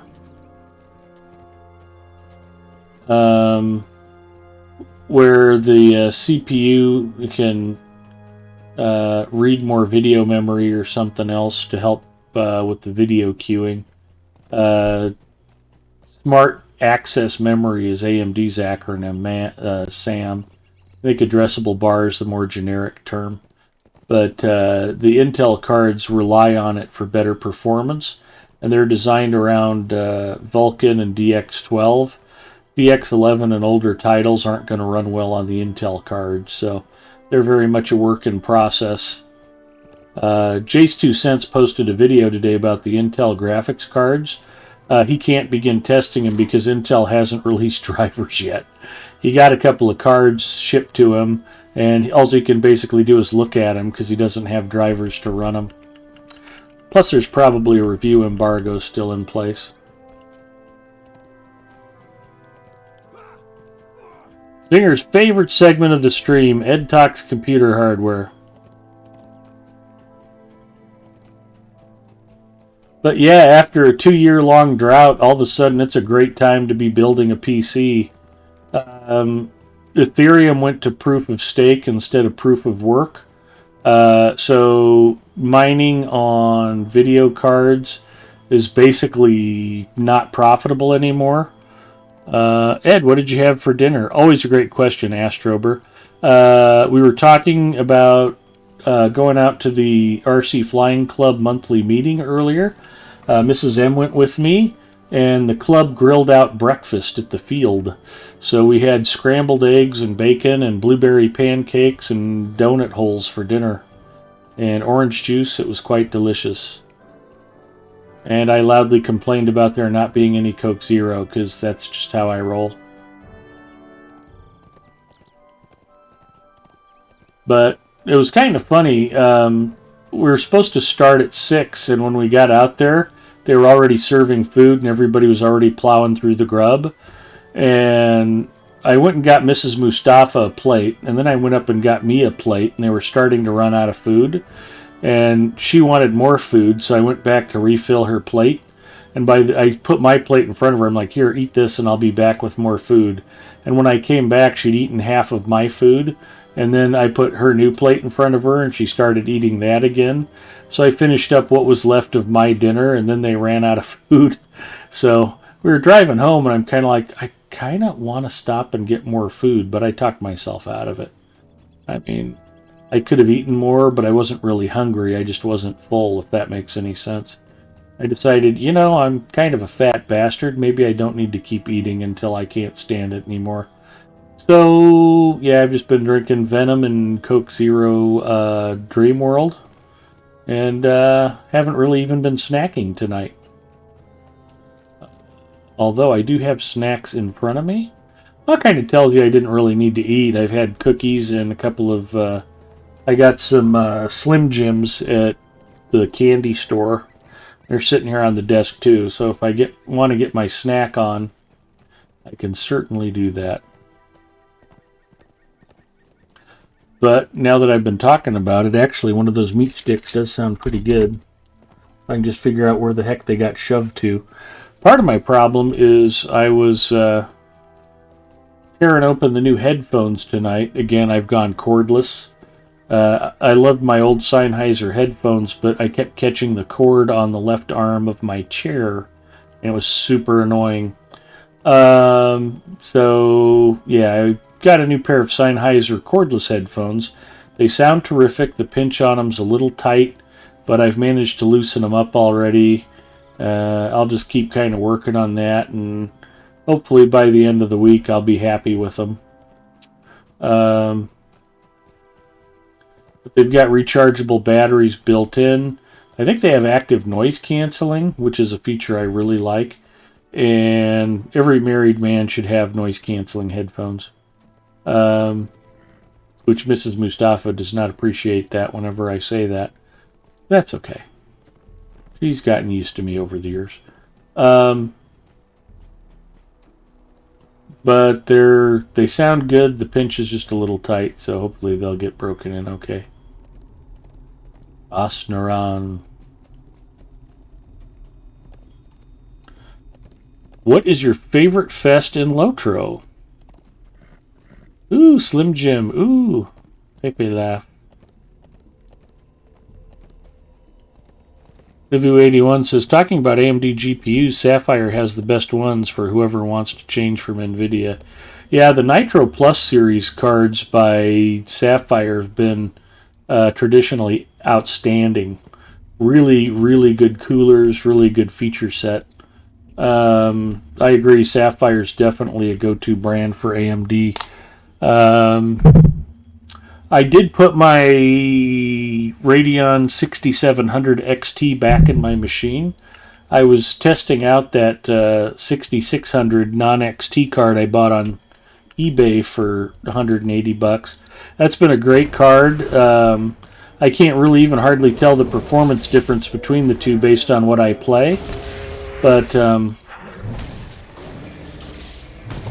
the cooler on my 6700, I've got an AMD reference card that Daddy Hutch traded to me for my 5700 XT, and it's a lot quieter than the 6600. Valkus did not make it. So I got one left to go out here in the North Downs. But they've both been great cards. How do you loosen the headphones pinch? You do this with them and hold it. And just keep working on it so that it's just not as severe. Just try to stretch them out. Same way you do with a new pair of shoes. Wear them around. My gigantic head will eventually wear them down. Ooh, that's nicer already. So, yeah.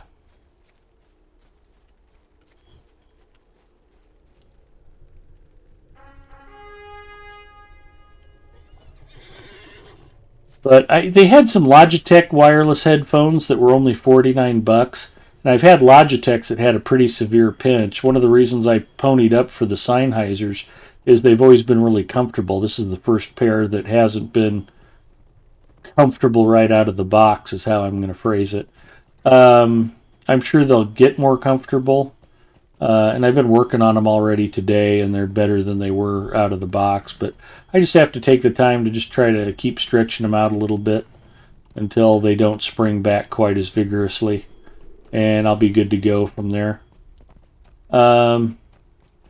This last one's going to be tricky to find. I'm going to have to do some writing here. Gipio says he definitely won't hear her sneaking up on him with a chainsaw.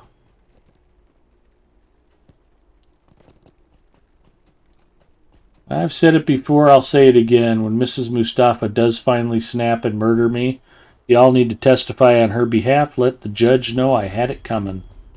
She did the right thing, Your Honor.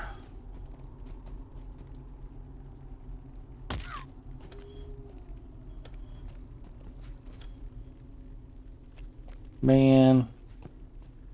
Gotta get my war steed turned around. There we go. Exactly, or crushing up the glass for his snacks. Guilty is the verdict.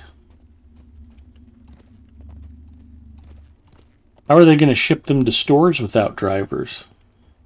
Well, Intel wrote most of Windows 11 for Microsoft, so they'll just go ahead and give the drivers to Microsoft to push out. So when you log into Windows 10 or Windows 11, also a requirement for these new Intel video cards, they'll just automatically get the drivers downloaded as part of the Windows update, I'm sure. But yeah, and you know they know they need to buy some market share. They're going to come in with some pretty aggressive pricing. Intel's got gobs and gobs and gobs and gobs of money, so they can buy their way in. And when they actually start shipping more cards, maybe the rumor that they're canceling their video card program will finally go away. Product on shelf will pretty much answer that. But yeah, the new Intel CPUs look like they're going to be the bomb. The new AMD processors are pretty fantastic. The new NVIDIA cards are ungodly expensive, but they're talking 50 to 100% gains. They've got a new DLSS version 3.0. They're talking about double the frame rate when running ray tracing over the 30 cards.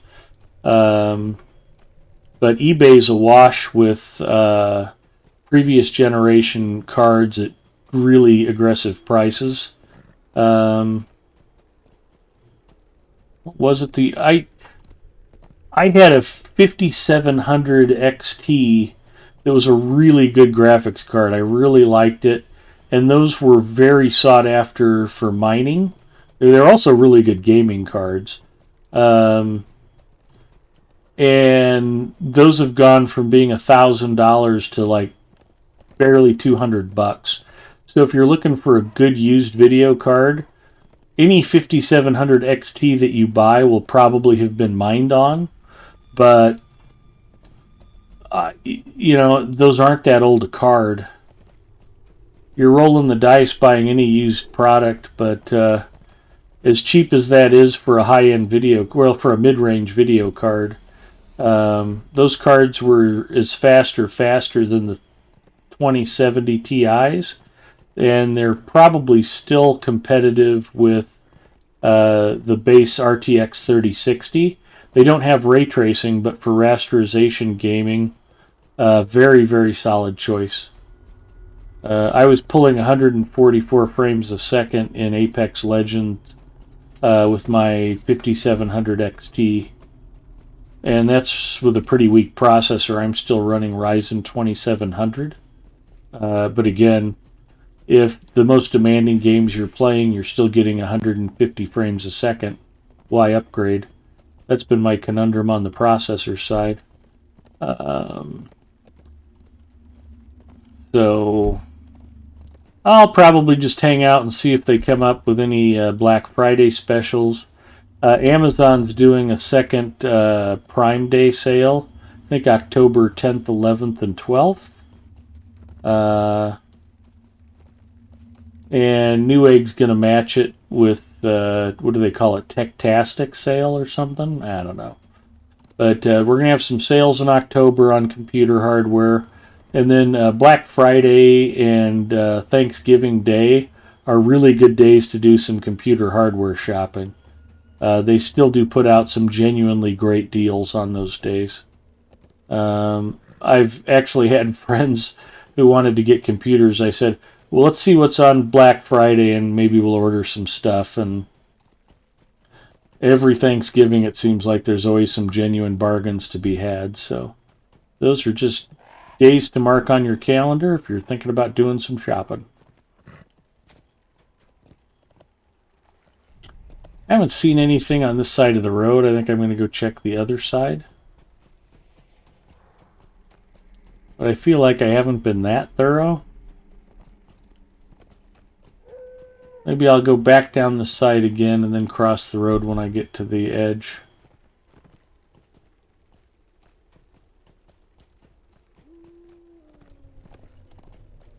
A lot of open space out here, and with the hills it's easy to miss the roving threat. You're not dialed in real well.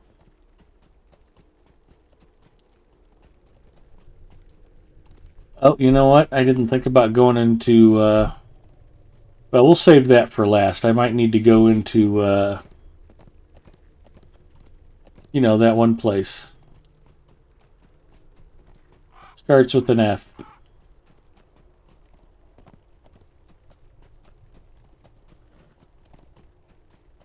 You can tell the caffeine's wearing out because I have no idea what the hell I'm talking about anymore. The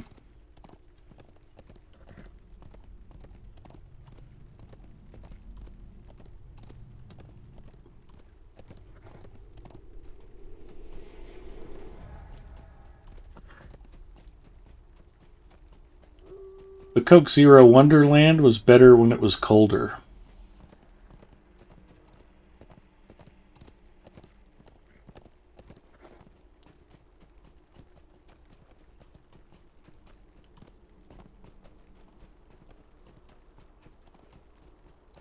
Mr. Roving Threat. Not for a kill.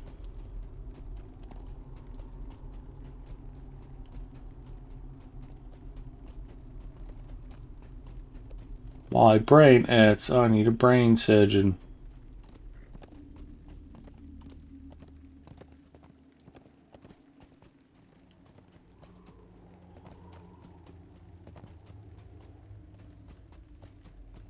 Okay, well, if there's a roving threat out here,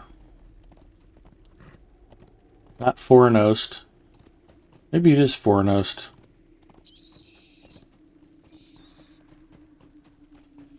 Is it Fornost past the Nordbury Gate? I need more caffeine, Zinger.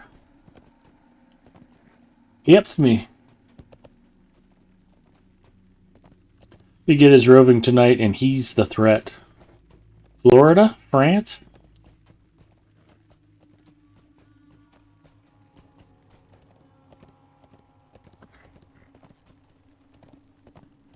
So I know Gipio and Zinger are my true friends, because even when I'm lost and confused, they still mock me openly.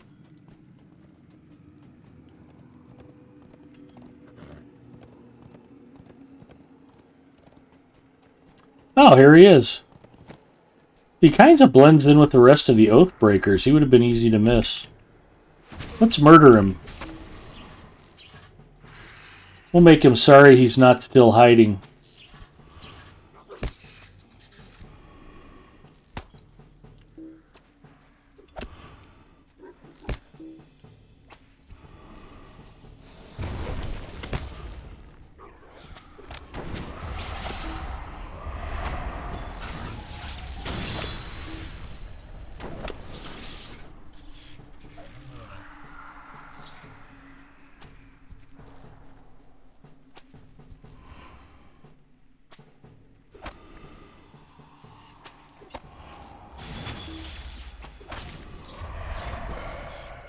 And got him.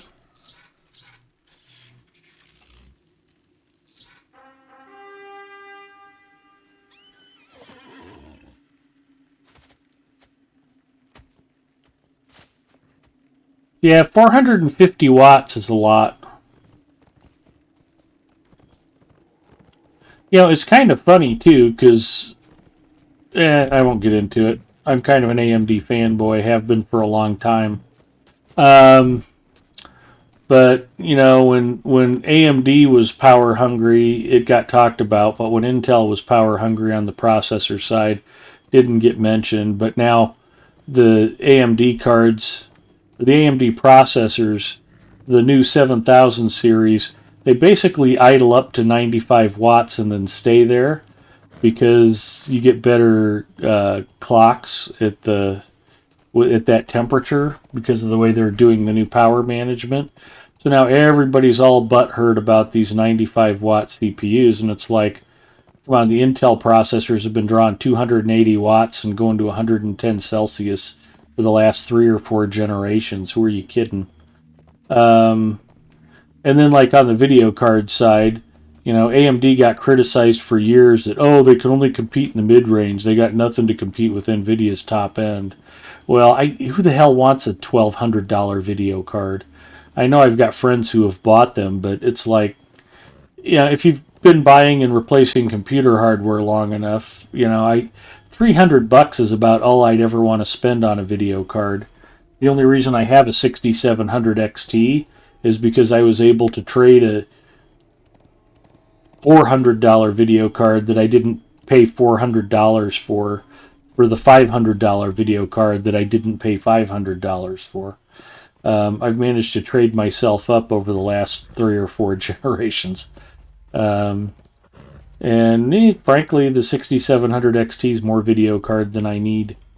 That 6600 would be fine for everything I play right now. I'm not doing Cyberpunk ray traced or anything like that anyway. I mean, it's nice to have the ability to do it, but it's amazing. You can build a good gaming PC right now for $700-800, and people are just routinely spending $3,000, and it's like, okay, I mean, all your games will run on that $800 PC, but I want to be at 4K. I want to be at 200 hertz instead of 150 hertz. I don't know. There are some edge cases. Like one of the guys I used to work with was like, well, I need my 3080 Ti because I've got a VR headset and I need super high refresh when in VR or else I get nauseous. Like, okay. And considering what his social life was probably like, spending money on his gaming hardware was probably the right thing to do. I got the impression he didn't get out much. He was like, yeah, my mom's taking me out for my birthday. Like, okay. Hanging out with your mom on your birthday, that's very sweet. But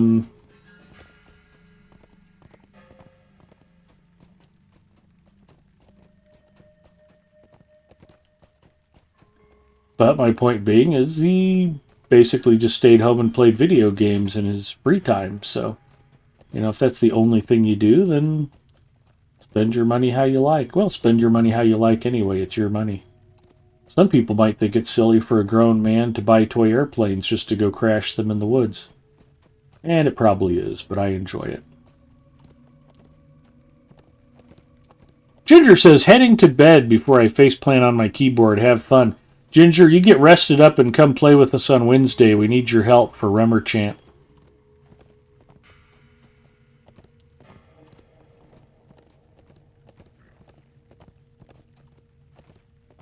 I run Lotro on a nearly 15-year-old system with a 512 meg 9600 GT.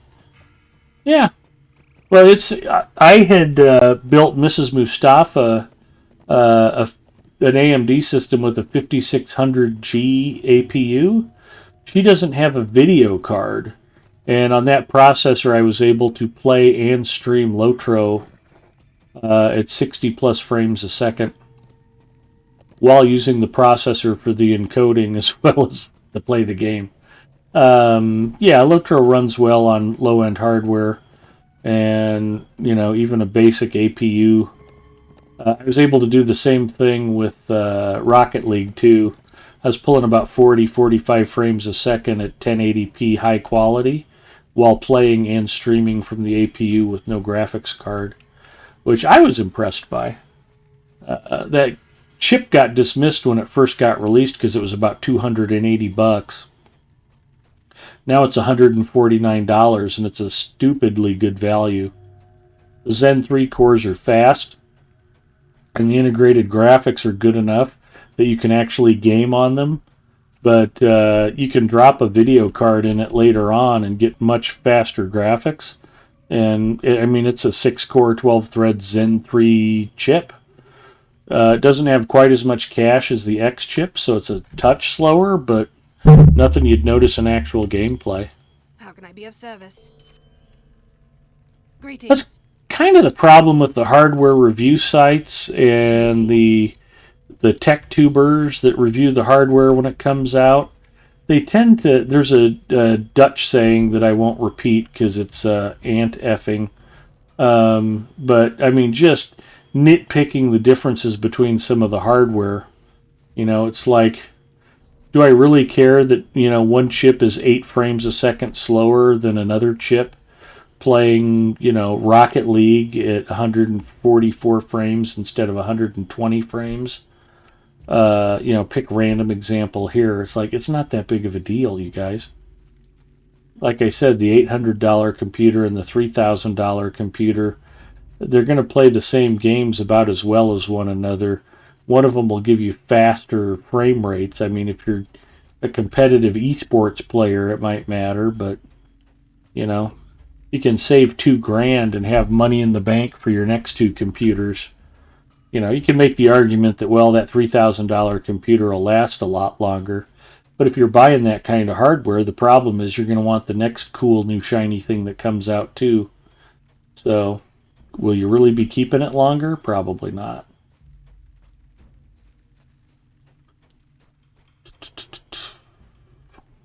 What can I do for you? I would like you to buy some junk. See what we have to sell here.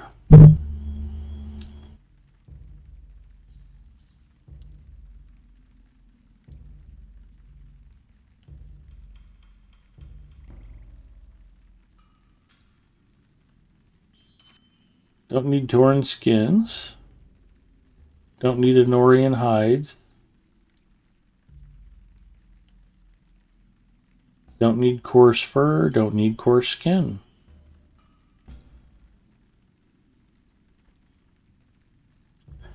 Don't need shimmering scales.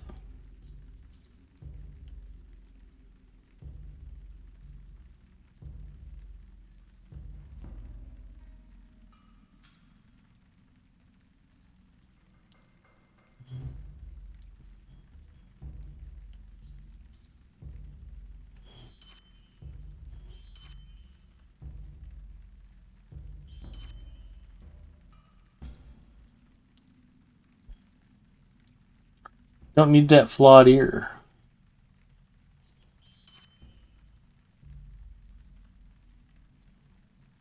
And I'm pretty sure most of this stuff can go too. Loot all or destroy all?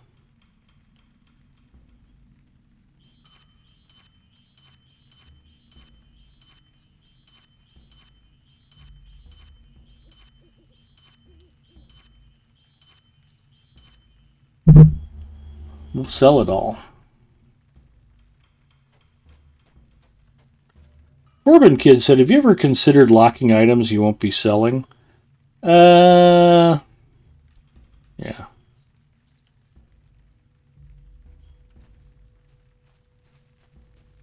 I've considered it. I don't. Just like I don't lock my toolbar because I like to be able to move my fishing skill around. So, well, that was something I hadn't done yet, was eat on camera. Anyway, my desk is all messed up because I was opening those headphones and trying to get them working. So, what did I buy? I think I bought a pepperoni and a teriyaki. This is the teriyaki. So, the 5 Tedments of quality Lotro streaming are Thou Shalt Fish, Thou Shalt Craft, Thou shalt manage thy inventory, Thou shalt turn in thy task items, and Thou shalt eat on camera. So we have done some inventory management and some task item turn-ins. Now it is time to eat on camera.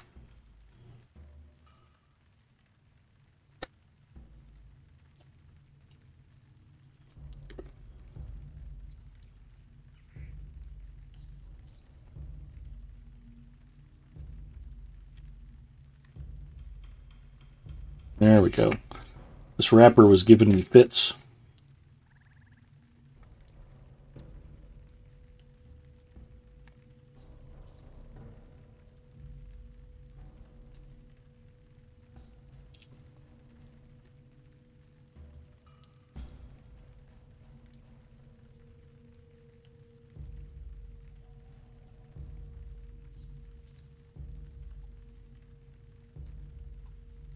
It does not taste very teriyaki-like, but that's okay.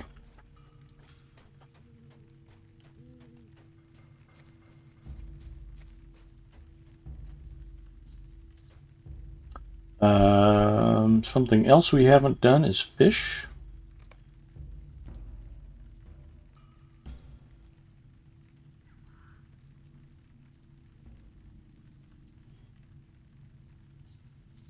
We can't fish in Minas Morgul. The results would be disappointing. I don't know that I fished in the Vale. Go try that just for fun. Egg-proof packaging. Cotton, I'm glad you enjoyed your ice cream with chocolate sauce.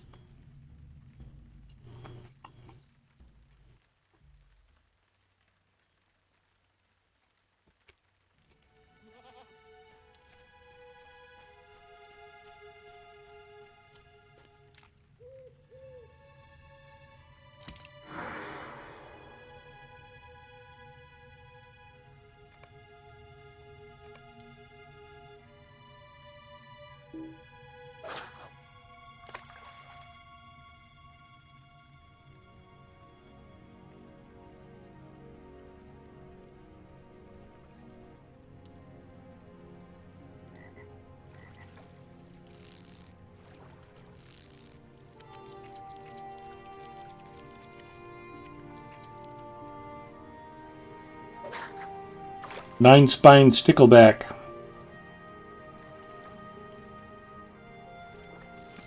I think we all do if eating something and watching.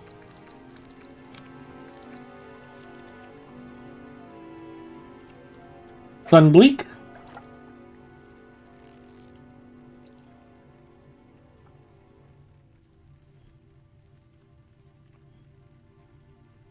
One of the things I haven't done is complete the Lake Town fishing deed. Either of them, actually, so I wanted to go someplace where I might be able to catch some of the, golden mullet. That's what I call a game fish. The green background means you can fillet it, cook with it.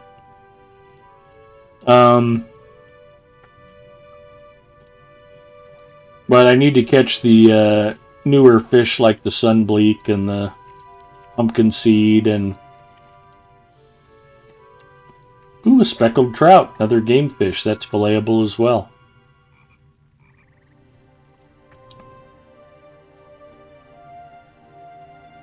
Like catching gold.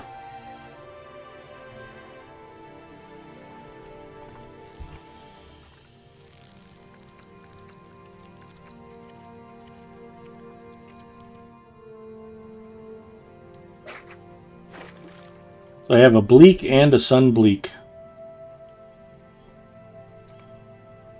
I'm not destroying these, it's catch and release.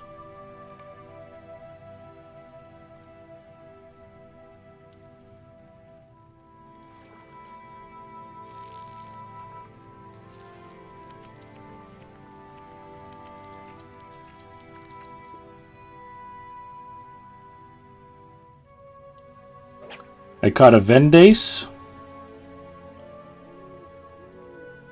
It's a small silvery fish.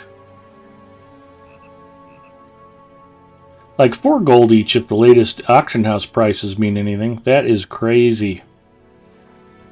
Gotta be off, lots to do tomorrow with packing more. Gotta move into a new house before Monday, so have fun storming the castle. Pot and Finberry, you have a good move. Thanks for hanging out, bud, and hopefully we'll get a chance to talk to you again soon. Remember to lift with your legs and not your back.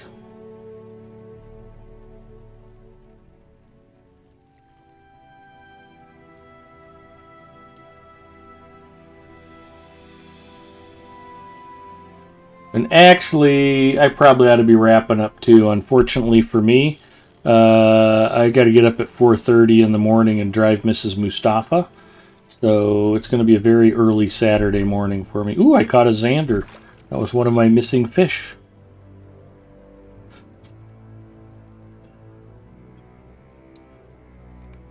That was useful. Good luck with the move. I would like to move. The idea of packing up all of our junk is so daunting, though.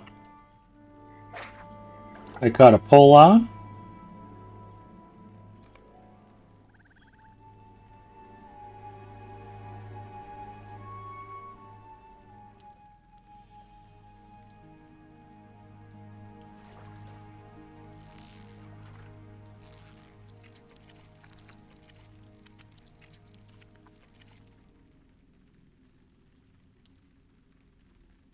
All right.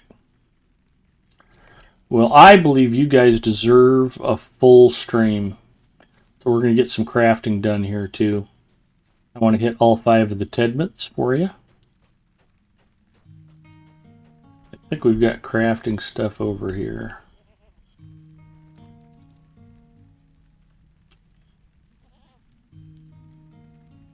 We'll do some apprentice cooking here.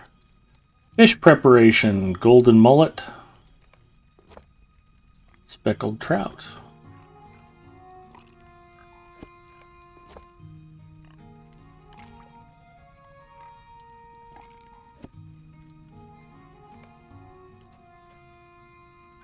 Where's my forge?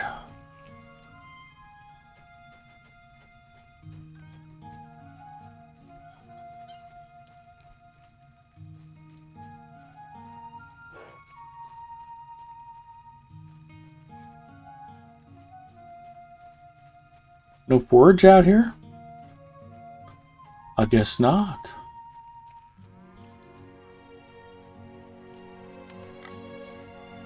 For some reason I thought this was more of a complete crafting area. Is there a forge around back?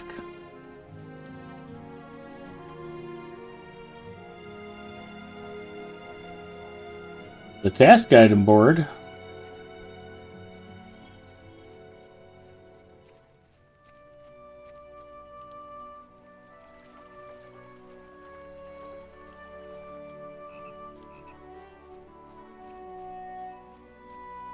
Nope.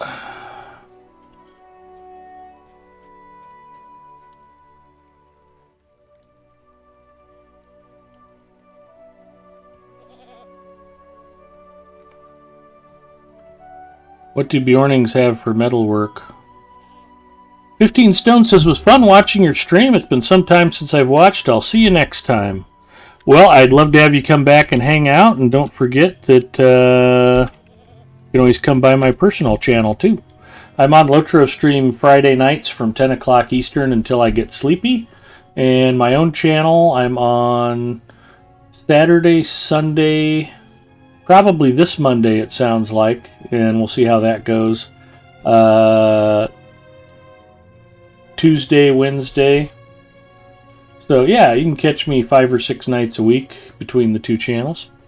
Take care, 15 Stones, and thanks for hanging out with us. Glad you enjoyed the stream.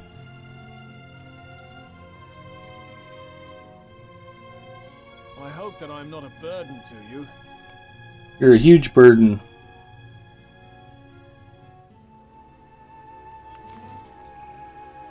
We ride for Bree and for glory. And I'm out of Coke Zero.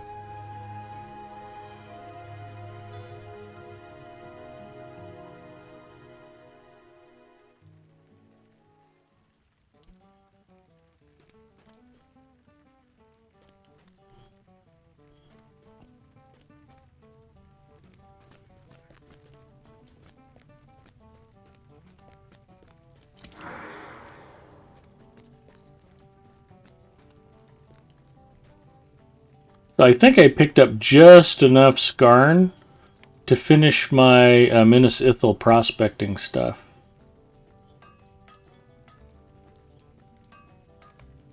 Or not, we'll see.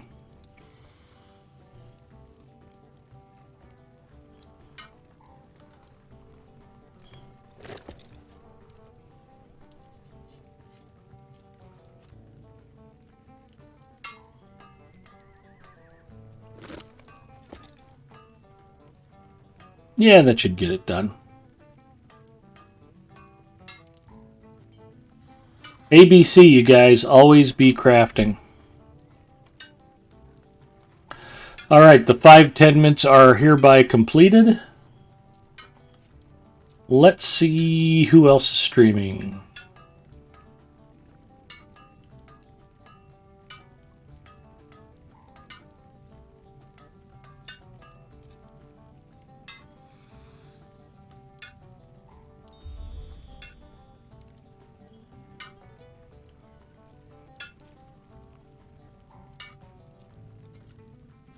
Gipio says, thanks for the stream, Ed. Looking forward to having you streaming again too, Gipio. I'd shout you out, but you're still a little ways away from getting that going again. So who all is on Lotro? Sauce 5 Ski is streaming.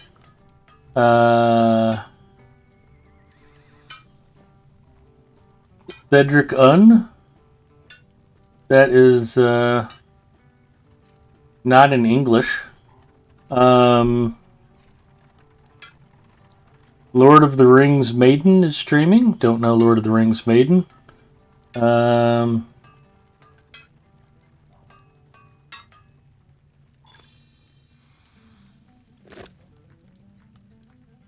well, let's go say hi to Sofsky.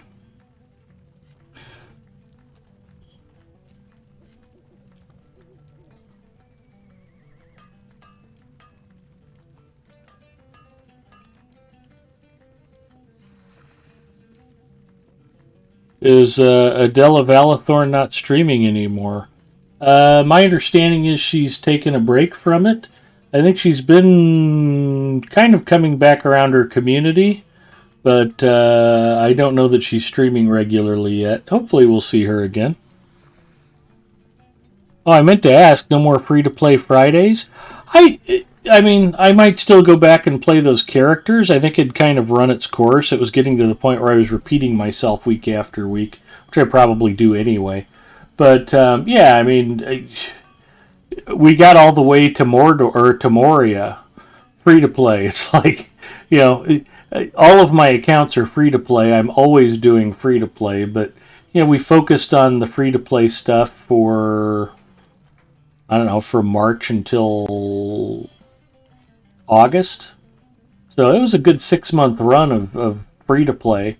and focusing on how to play free to play and what some of the keys are. So I just switched the title back to Adventures After Dark.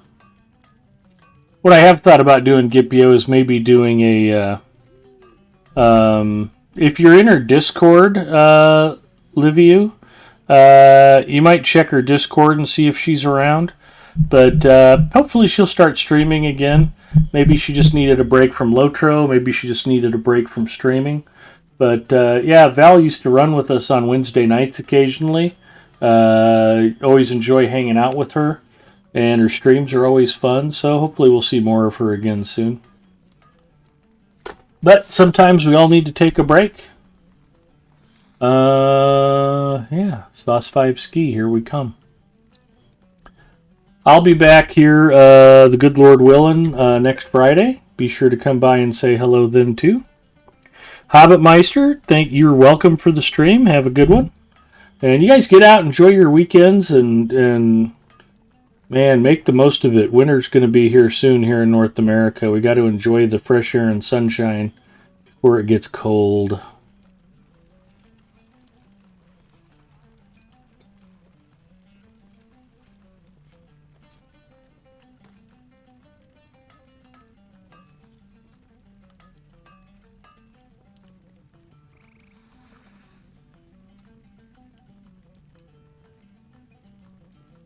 So I'm out of here. I got to take care of Mrs. M in the morning, but have a great weekend, everybody, and we'll see you next time.